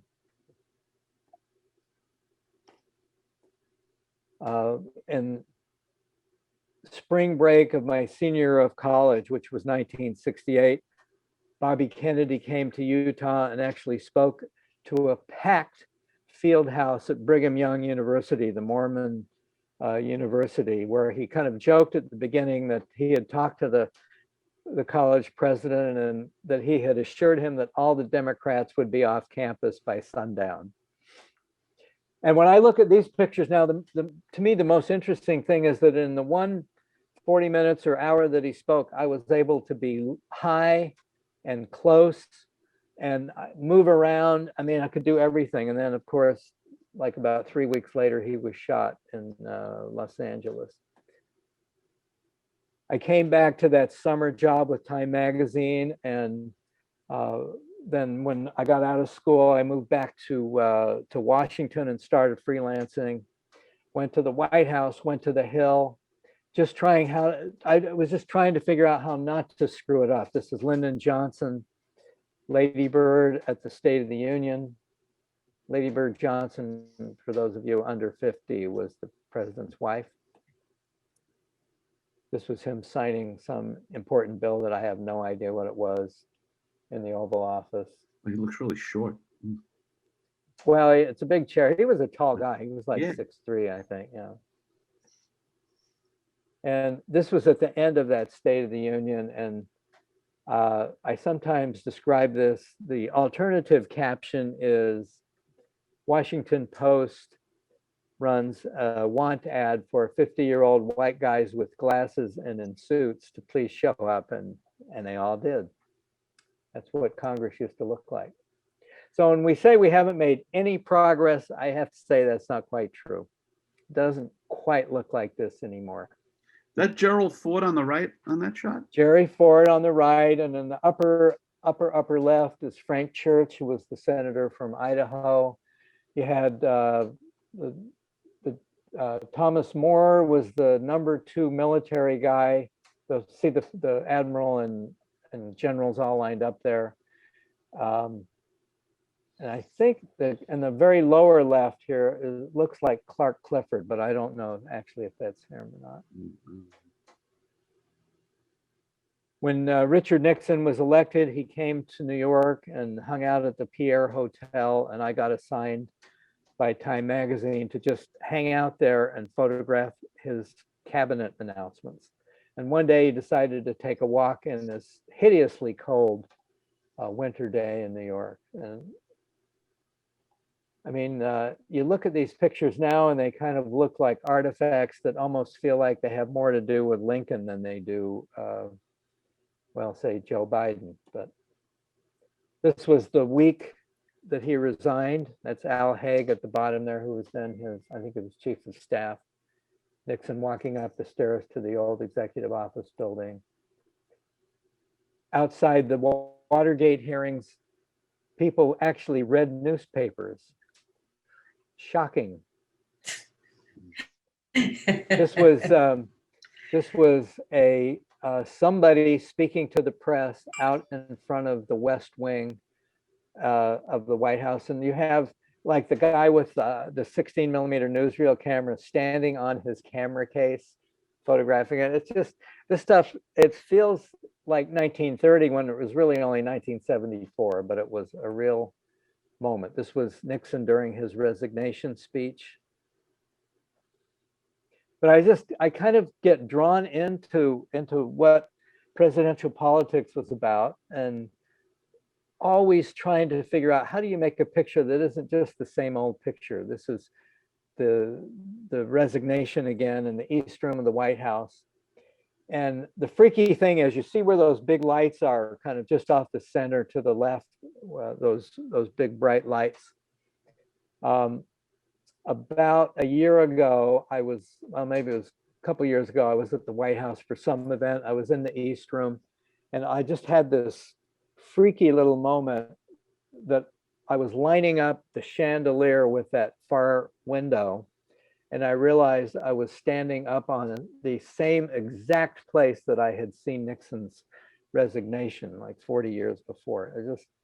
Sometimes the East Room really does not change. That's the one thing that they don't mess around with. And Jerry Ford became the president. And I had worked on the campaign of Giscard d'Estaing, the French president, who just passed away a couple of months ago. But during the American bicentennial in 1976, there was a US-French kind of a rapprochement, and Giscard and Madame Giscard came to see the Fords. And this was a picture that I made up in the living quarters, which was a rare place for people to be. But my friend Dave Kennerly was Jerry Ford's photographer, and he made sure I got up because he knew my connection with Giscard.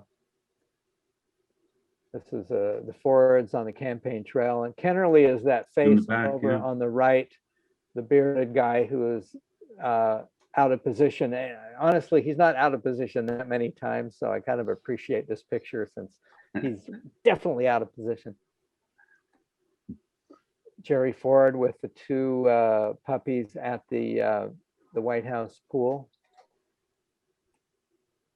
Jimmy Carter trying to convince some staunch New England Democrats that he should be elected president of the United States. And amazingly enough, he did.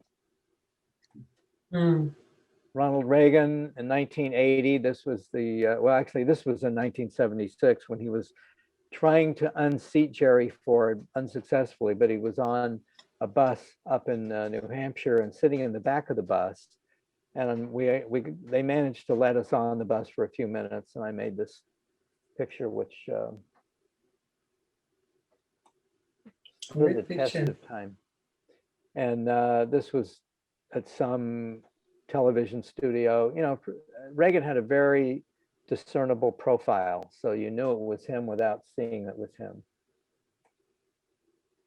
When he first met Mikhail Gorbachev, they had their very first meeting in Geneva in November of 1985, and Gorbachev had been to France. That was his first foreign trip, and I'd convinced Time Magazine they should send me to France, and as it turned out, I covered the Gorbachev trip. And We can't hear you. what? No, we could hear you. Fine. Oh, okay.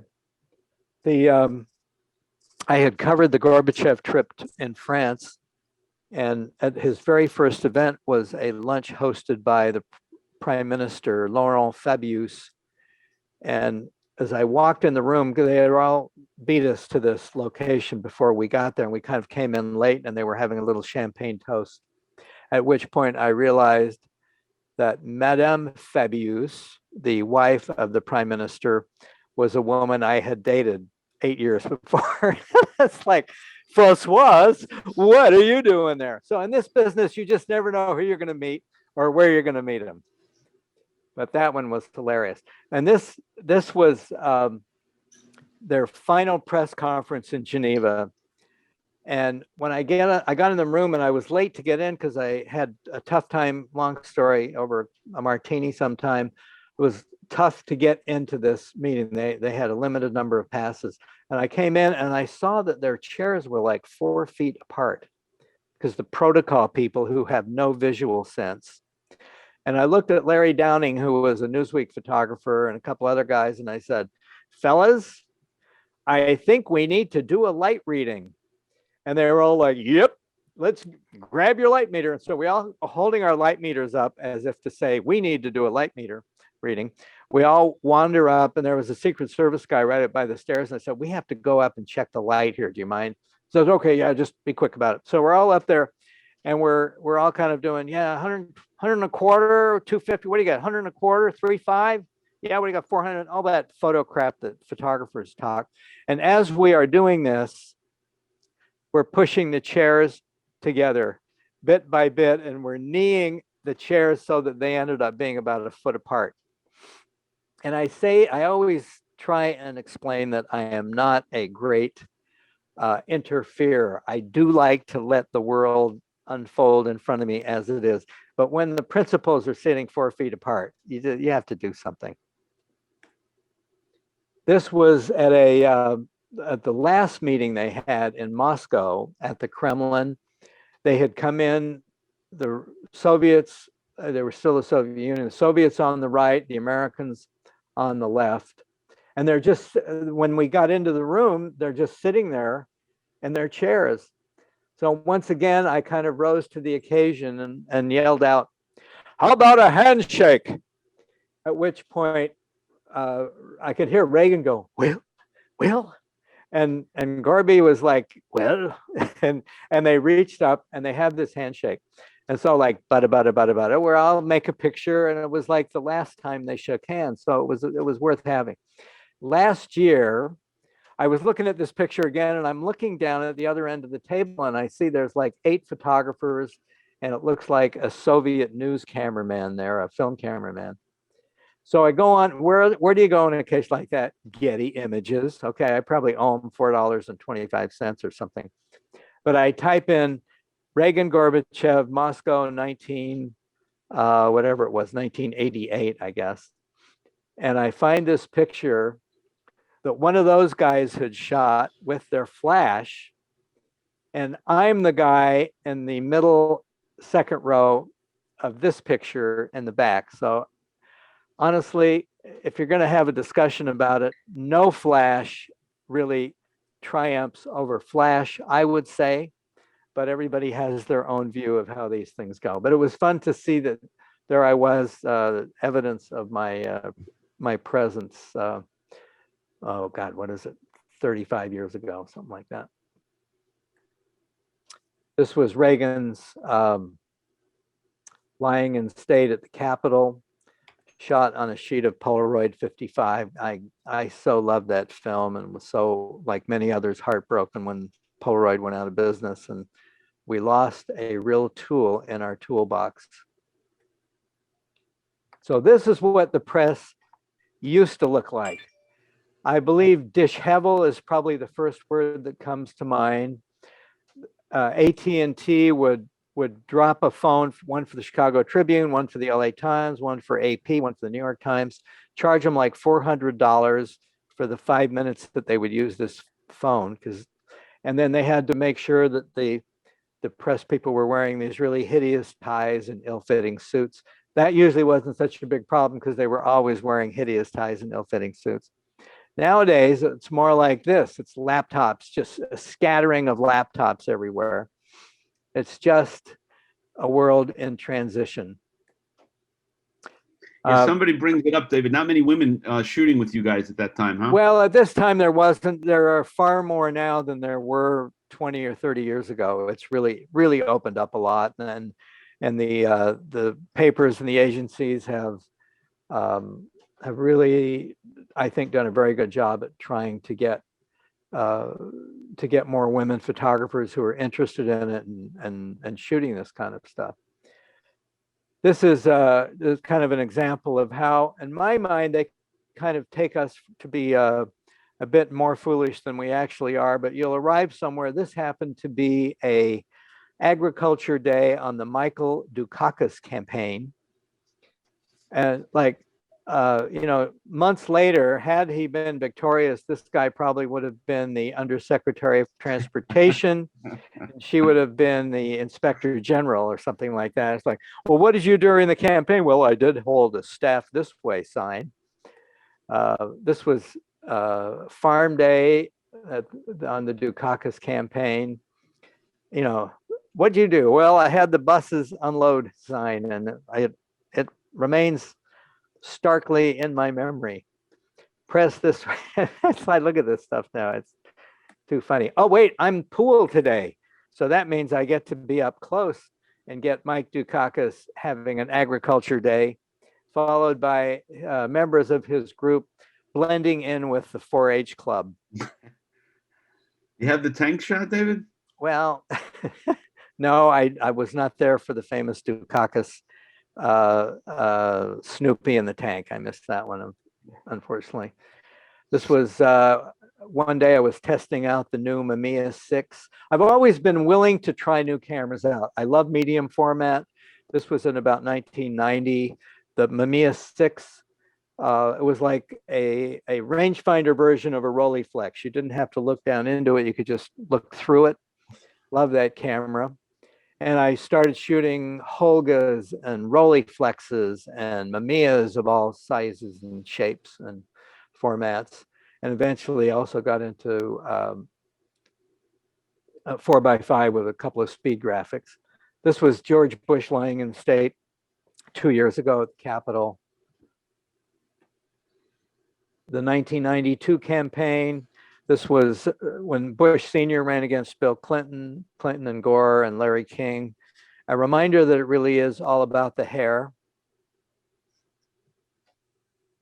This was my first Holga roll of film on the last day of the Al Gore campaign, and I was holding a little Nikon red filter up over the Holga lens and shot this roll. I had these amazing clouds. It just seemed like it was going to be a good picture.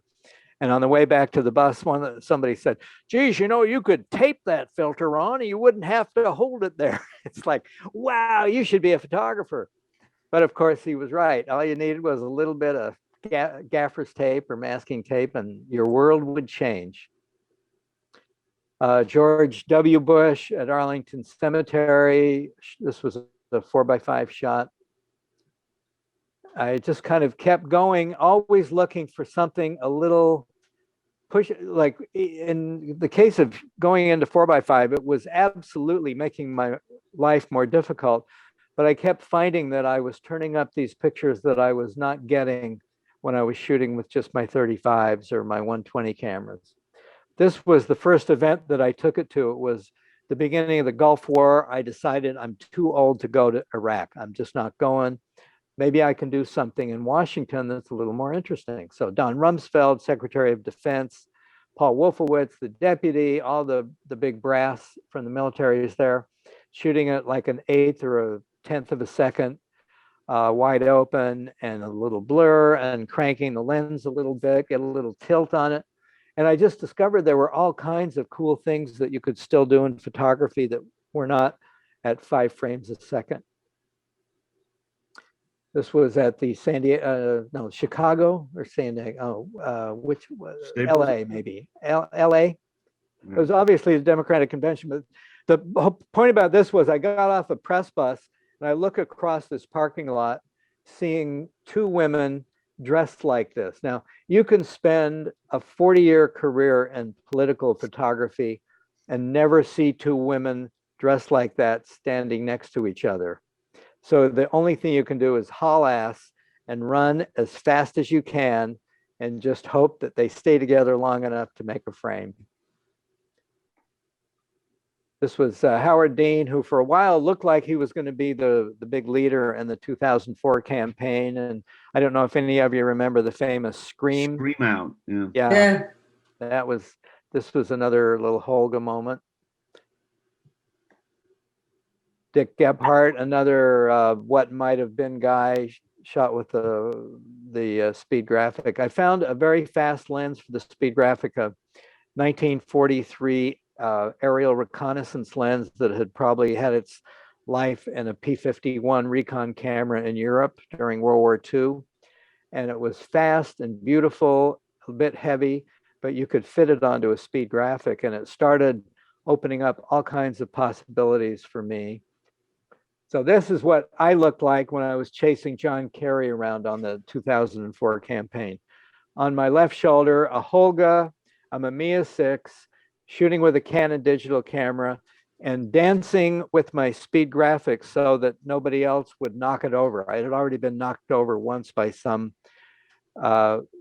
who had not really bothered to look where they were running, and they just knocked it off the tripod. It was terrible. So we started. David, did you ever, as you were doing these, did you ever say to yourself, this guy or this one's going to be the president? You ever I really thought, well, and even up until election night, Kerry it was like 49.9 to 50.1. It was close. And if they'd had better lawyers, he might have pulled it off. But it was really, they couldn't decide election night, same as in 2000. There was 2 years running that the winner had the fewest number of votes, and they didn't know on election night. It was kind of like last year. But we started a whole long story. I'm not showing you any sports pictures tonight, but I won a prize in World Press Photo, and this Dutch photographer chased me down. He wanted to know what I did, what lens, and what 4x5 it was, and started a little website dedicated to what he called the Burnett combo, which was the Aero Ektar on a speed graphic. And it got to be too big for his own personal website. So we've taken it to Facebook, where it is now called Dancing with Speeds. And we have 1,000 people around the world who are a member of this group, all of whom are demented enough in some form to have one or more of these cameras and are still shooting 4x5. And if you go look on some of the stuff they shoot, it's unbelievable. In the age of the most amazing digital cameras, that we're still looking at these cameras that make your life really difficult. And let's see if that helps. That's me chasing down John McCain in an airport hangar in 2008. And of course, you have to have the digital gear because sometimes you need to get a picture. I call this my get to, because this is the stuff I get to shoot. And the digital gear is the stuff I have to shoot when I absolutely need it. So Dina Rudick, who was a photographer for the Boston Globe, shot this little sequence of me. And this is kind of what it's like. You put the tripod down, you put the camera up, you try and focus.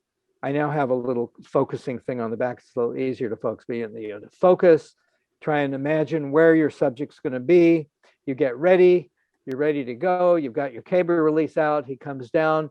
Click. Oh, he looked down just as I shot. Well, I guess In a couple of days, I'll know if I have a picture or not, instead of being able to look at my camera on the back of my camera and tell you if I have a picture. And what sometimes, I say sometimes, almost always what happens is you get set up, you're ready to shoot, and some sound guy leans in with his microphone right into your shot. That's kind of how it is. But it makes it for a fun chase. And it's one that I really enjoy. This is John Kerry scaring small children. This is from a cherry picker looking at Kerry. And what I had to do, he kept moving around on the stage here, and I had my lens cranked a little bit, so I only had a very tiny, narrow place of focus. But I realized when his right foot, I think it was on the O of the word for, then he would be in focus. So I shot it with the digital camera. It's not a bad picture. It's an okay picture, but I shot it with the 4x5. And to me, it's like a way cooler picture. And Time Magazine actually ran this one. This ran like a half page. It's interesting, David, with these shots, covering the different campaigns, Gephardt and Kerry, like the guys that don't win, mm-hmm. the value, not the value or the sentimentality to that photograph is different from the shots of the guy who actually wins and becomes the president, right? I mean, there's something so well, I mean, there is in our heads, all the also rans, we've kind of put them into the also ran right. bin, and they will forever be there, and nobody knows it better than they do. They probably know it best of all. So one day we're flying, I don't know where we were headed, somewhere in the Midwest. It was near like 2 weeks left, and Time is going to run a cover of John Kerry. And so they come back and they say, okay, it's time for your exclusive. So exclusive, it's like the Vanity Fair exclusive, when Vanity Fair will do one of those photographed exclusively for Vanity Fair by Helmut Newton or whatever the photographer is. And the whole exclusive bit, I mean, it's too much. So I start to get up and I grab my camera, and they also give Kennerly the high sign. He's shooting for Newsweek. I'm shooting for Time. We are best friends, and we can't wait to kill each other. And I said, wait a second, I thought this was our exclusive, meaning if he blows his nose, then I'll be the one that gets it, not David. So, well, we don't have much time, so this is it. You either take it or leave it, which is the usual thing with advanced people that you want to just slap, but you really only can slap them after you've got your film tucked away. So we go up to the front of the plane, and we're flying along, and the light in an airplane at 30,000 feet is really beautiful light. It comes in the windows, it'll bounce around. And I'm standing there looking at him as he's looking back at me, and I'm thinking, it's not bad, but that big spot of light coming through the window and hitting his chest, oh my God. I mean, I may have to pull a Mikhail Gorbachev and close the blind on the window. But wait, if I do that, and I'm having this conversation with myself that's kind of like Peter Lisagor on Meet the Press in 1963. And it's like, I just am bullshitting myself more than even I can take. But I'm trying to really figure out, and it's like, I've got the guy over here on this shoulder who's saying, come on, man, just shoot the goddamn picture. And on this shoulder, I've got, if it were me, I would close the thing, and knowing that we can always open it up a half a stop in the dark room. And the other guy's like, get the picture. You haven't got all day. This guy is going to drag you out of here before long. And this guy is like, let's get a damn picture, but make it a good one. Finally, the thing that really got me was that all I could hear was Kennerly's camera, because he's up there like shooting a couple over here with a 50 and like bada bada bada bada bada bada over here doing a profile, getting the head on. It's like, and I'm still thinking, well, it's like Waldorf and Statler from the Muppets trying to figure out which way I'm going to go. Finally, I said, the hell with it. And one of the senators, I think it was on that ride, I've got the camera, I'm set up on the tripod, and this smart-ass senator looks at me and he says, they're making smaller cameras these days. It was all I could do not to slap him. But I shot this picture, I sent it in, and next week, thank you very much, we could put type in that hot spot on his chest, no What problem. did David say? Well, I don't know. He had a cover the week before, so Oh. he had his cover, and basically all you ever really care about is your own cover. Let's be honest. Yeah. We don't have enough time to denigrate each other.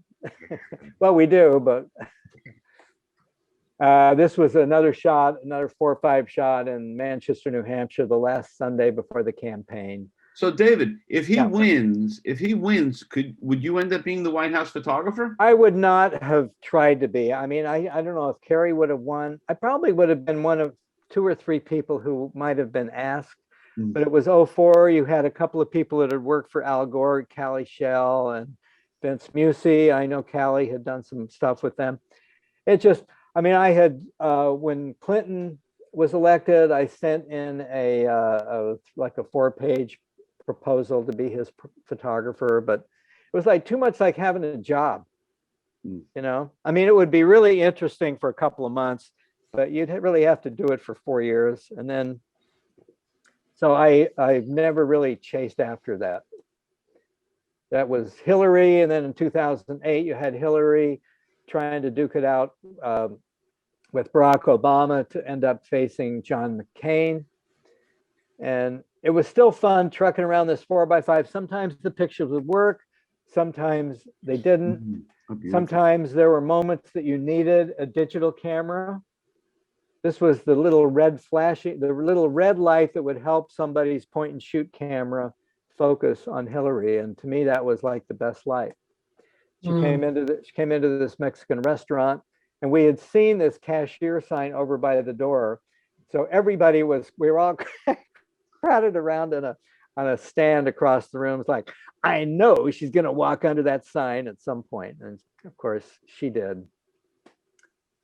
And this young guy, Senator Barack Obama, I mean, looking like he had just gotten out of high school. This was in 07, I think, the year before he ran.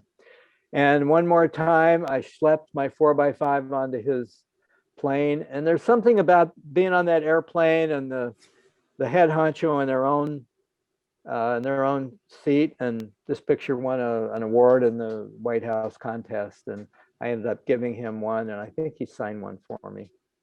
You can see he was pretty good with a Sharpie. And so it kind of carried on, and the helicopter Marine One would come and go from the south lawn of the White House. Donald Trump was sworn in. Clearly, it's the most people that have ever before seen a presidential inauguration. And this is visiting with the Norwegian, the woman who was the Norwegian prime minister. I think it was Norway. And Looks like Merkel. and Oh gosh.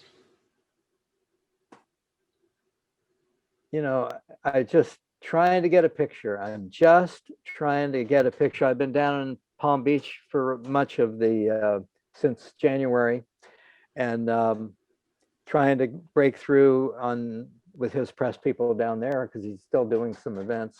Not able to get very far.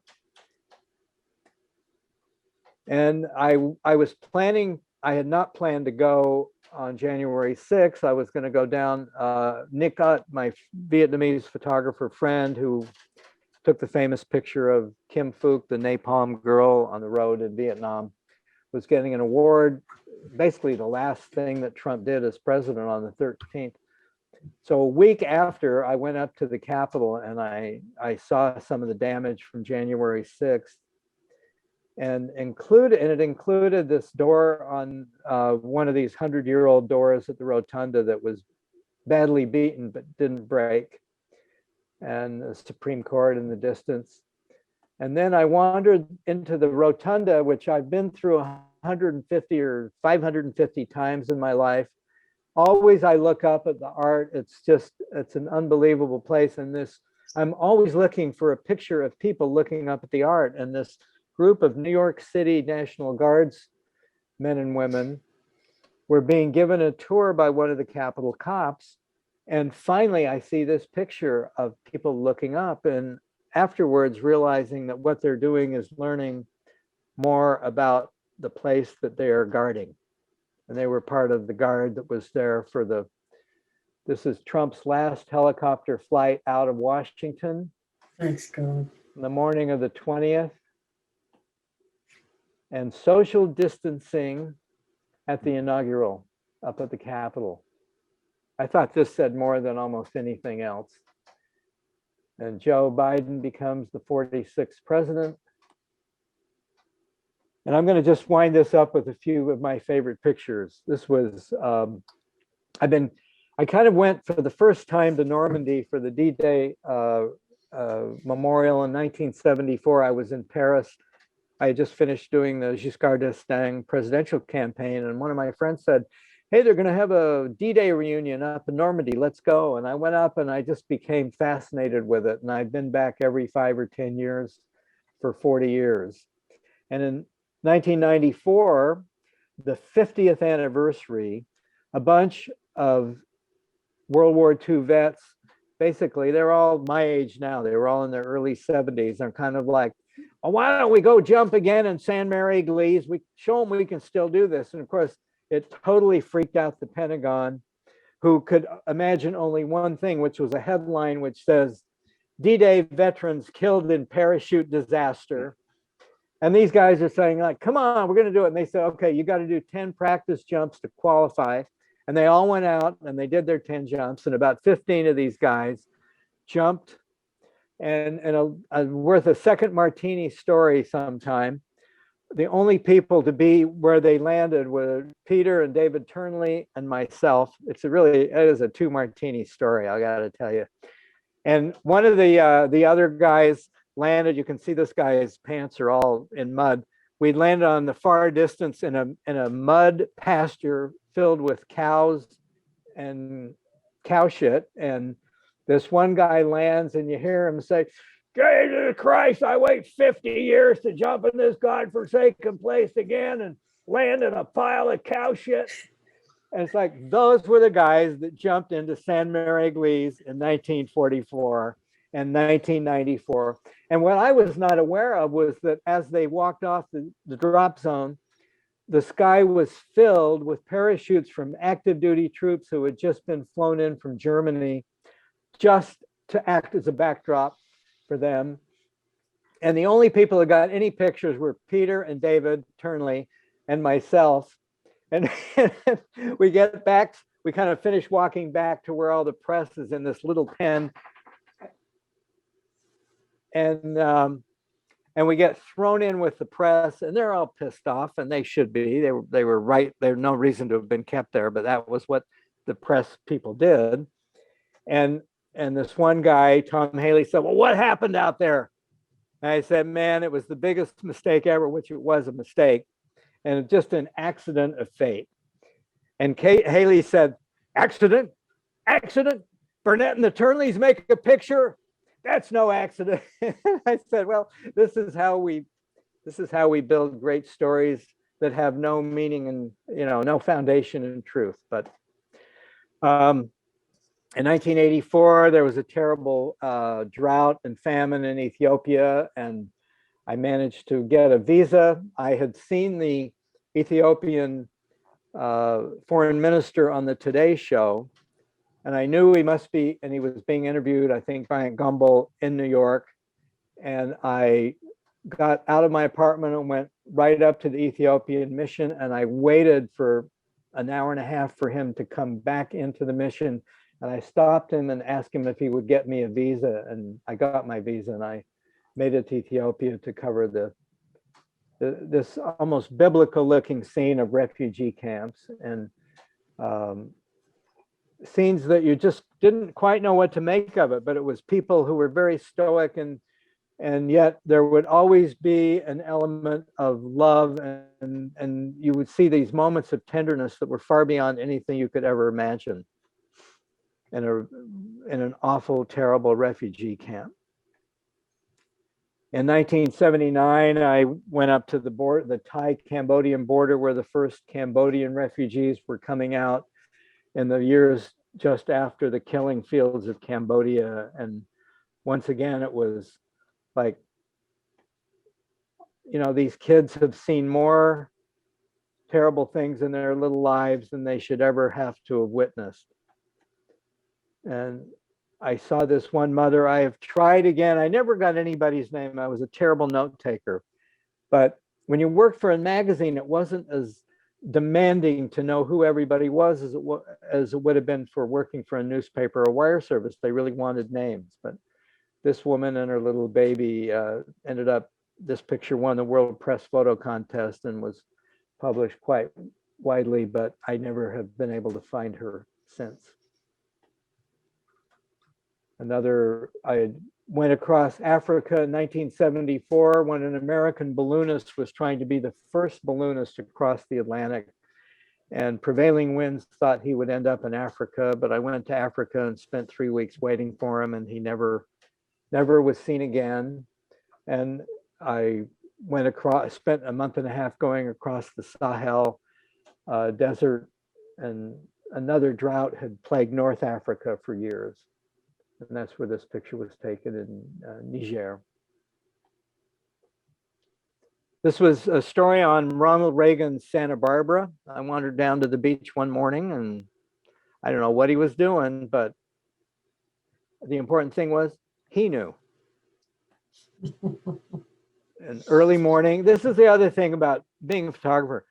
Every morning that I've ever gotten up early, as much as I love to sleep in, I've never been out there in the real world like I was this morning when I got up early and I got in the car and we drove south from Cairo down the Nile, and this amazing blue morning mist and the first lights of sun just creating this sort of painterly scene. I've never hated it once I actually get up. I hate the idea of getting up, but once I'm out there in the real world, it's never been bad.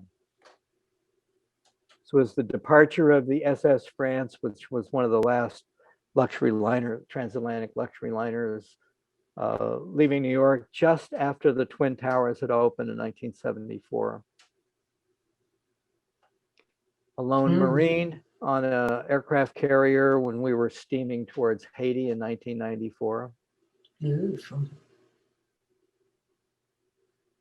This last group of pictures, the one thing I want to say to other photographers, particularly young photographers who think that their whole life has to be in trying to get published in Politico or Time or Newsweek or someplace. Whatever, all of that's great. All of these things about getting assignments and doing stories and all of that is terrific. But the most important thing you can do with your pictures is turn the camera into you and your own life. Take pictures of the people in your life. This is my wife and our 35-year-old daughter.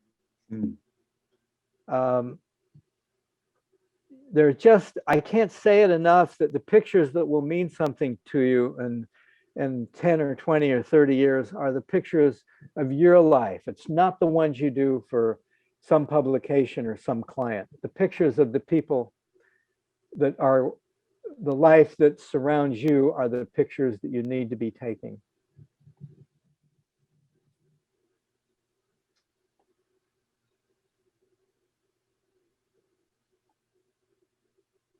Wisdom teeth, frozen peas.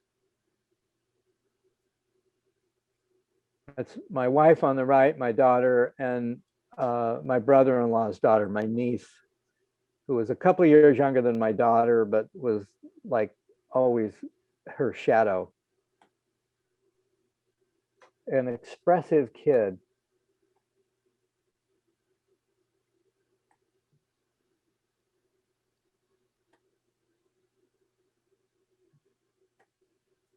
And she got married 3 years ago, and same expression, just a little more mature. And my daughter as Edward Scissorhands in the show that she did for the last two, not last year, but in 18 and 19 at the Rockwell, which was unfortunately this wonderful place in Los Angeles that just closed forever with our dogs. Saying goodbye at the San Francisco airport. Take pictures of your own life. Thank you. Wow. That was That was great. that was terrific, David. I got to tell you, you got a lot of offers for martinis. Well, I got, I'm good for a couple. I can go 2 rounds, maybe All right. 3. All right. The story time- starts to get real good. Next time you're in the big city, you let me know. We'll arrange that. Okay. That was great. I have to say both presentations tonight were just spectacular. Really, really great. And everyone is for both presentations, the chat room has been on fire with inspiring people. And I have to say, David, your last comments about just taking photographs of your family really rings true. My daughter just got married, and we were going through all of her photographs. So you're 100% right. But what a span of time that you got to document. What a great treat. What a great treat. Well, Um, I have certainly considered every minute with a camera in my hand as being not really borrowed time, but it's time that's been appreciated, and that I have really loved the freedom and the life that this has given me to kind of parachute into other people's worlds and try and document it. I mean, it was so fun watching this Iri stuff and Sarah's earlier, because mine is kind of an explosion of a million different places, and your work is like fusion. It's like bringing it all down to a core. I mean, it's the kind of thing that we all think about, is like find a story and get into it. And you can do that. It doesn't have to be with strangers. You can do it with people. It takes sometimes a little bit of convincing, but yeah, I mean, illustrated by Iri's story with Sarah. I mean, yes, very much. that's you tie that right in there. David, where can we get your books? Tell us about the books you have published. Well, I did a book of pictures of Bob Marley. I ended up, I got sent down to Jamaica when I don't think I'd ever really heard of Bob Marley. I had heard a couple of reggae songs, but I didn't really know anything about reggae. And it was one of the things I've loved about being a photographer, is that any number of times I have been sent to try and do an exploratory reportage, and the editors say, we don't know anything about this thing called reggae, go find out. So I went with a writer. We spent 8 or 9 days in Jamaica, and the last guy that we talked to was Bob Marley, and we spent an afternoon with him. And they ran one little picture in Time, and the next year a French magazine, Rock and Folk, ran several pictures. And it was just at the time of the Exodus tour, and I got an assignment from Rolling Stone to travel with the Wailers for 4 or 5 days on the bus. I was an idiot. I could have stayed for 2 weeks on that bus. Nobody cared. I was at the back taking my pictures. They were chill. I was chill. But I was like, oh, I have to get back to Paris and be some kind of a stupid big wheel. But those pictures, one of those pictures got used tiny in Rolling Stone, and that was in 1977.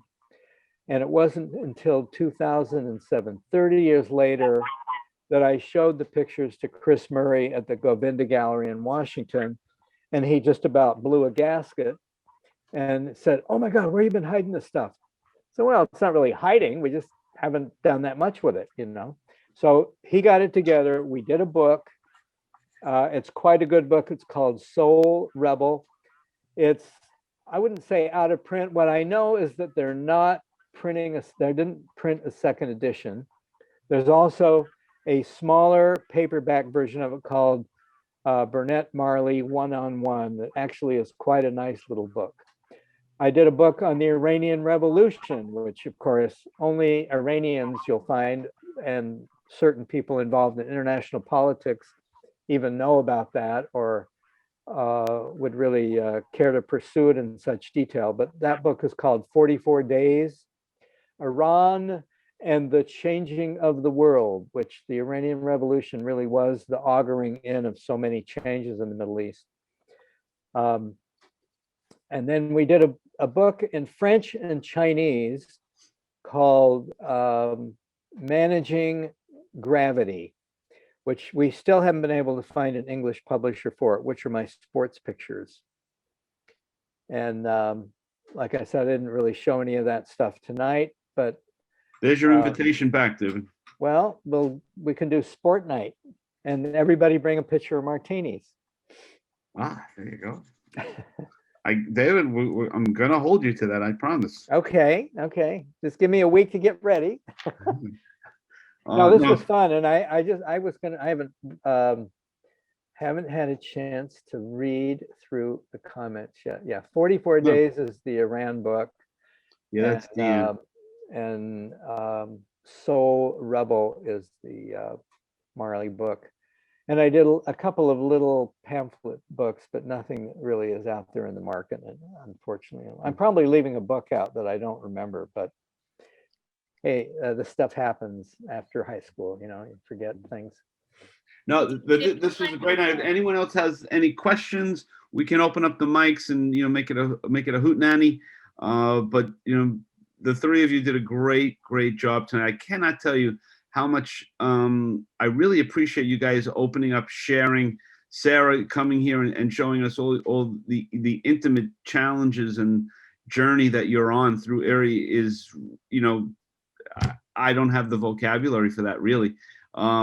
Is really dignified, and it humbles us all. And the way David really tied it all up about, shooting your family and shooting what's under your nose is illustrated by all the work that you guys showed us tonight. It's just great, really great. So I thank everyone so much, and Yes. everyone for coming. Thank you, Frank. Thank you, David. That was incredible. I'm so glad that we got to see your work. I can't wait to see your sport work. Oh my God. Well, barman, set up the drink. No, it's yeah, David, where are you located? Right now I'm on 54th and 3rd Avenue. And I as it turned out a couple of years ago, quite unrelated to COVID, I bought a little condo in Palm Beach just to get out of the New York snow for a couple of months. And I have a studio up in Newburgh, New York, up the Hudson. And I probably sound like a big real estate mogul. Believe me, I'm not. But I have this cute little apartment that I've had for 20 odd years. And I love being able to be in the city. I've got, all my photo books are here. And here's the thing I really love about photography. You can find something that interests you and go shoot it. Like right now, not only because I got this book from the library, The Splendid and the Vile, which is the story of World War II as seen from Churchill and the English side. Last year, I ended up writing a novel when I was in Florida over the COVID summer. I wrote a novel. I wrote 85,000 words, which was more than I wrote in 4 years of college years ago. And I need to go back through and kind of do a little rewrite and juice a few things up. But the idea of trying to actually start writing after doing pictures for 50 years has been really fun. But you can photograph anything you want. There are stories just waiting to happen. I've been back, as I said, when I showed the D-Day work, I've been back there 74, 79, 84, 89, 94, 04, 14, and 2011 in the middle. I just went up there for a couple of days. There was something about the veterans of World War II that was so special. It was before the Greatest Generation, before all that. I got that there was something really cool going on there. And so that's kind of become a story and trying to preserve some of the stuff about the veterans. But there are stories like that you just bump into that it's up to you to decide, okay, I'm going to go shoot it. Nobody is stopping you. Just, you got an idea? The ideas are the hardest thing to come up with. You get an idea, go shoot pictures. That's it. It's a little bit like John Derniak told me when I said, well, John, what do you want? Children of War, that's a big subject. What do you want? And he's like, no, you are the journalist. you tell me the story. And man, that was like 52 years ago, and I've never forgotten that conversation. Thanks very much, Frank. Yeah, no, that was great. Sarah. That was great, David. Iri, I mean, just And and, great- and Iri, you have to come back as you follow Sarah on that, on this journey, right? So that's Yes, hopefully that's a- we'll have a book. Yeah, that's Say, I was like, David, you have so many books. How can you help guide us to our book? Well, that's a good question. What I can tell you is that Pete Turnley turned me on to a publisher, a Chinese-based publisher who has done all of his books. And I have a group of photographers, mostly European and Asian, who I work with on, we just do ad hoc projects. We'll show up in Brazil for 10 days and do a project, or Bangladesh. We've done a couple of oddball things like this. And I brought everybody to Newburgh, New York about 5 years ago, because one of the one of the louder cousins said, well, you always go somewhere and you never do anything in Newburgh. I said, well, how about if I bring our team here? Oh, okay, good idea.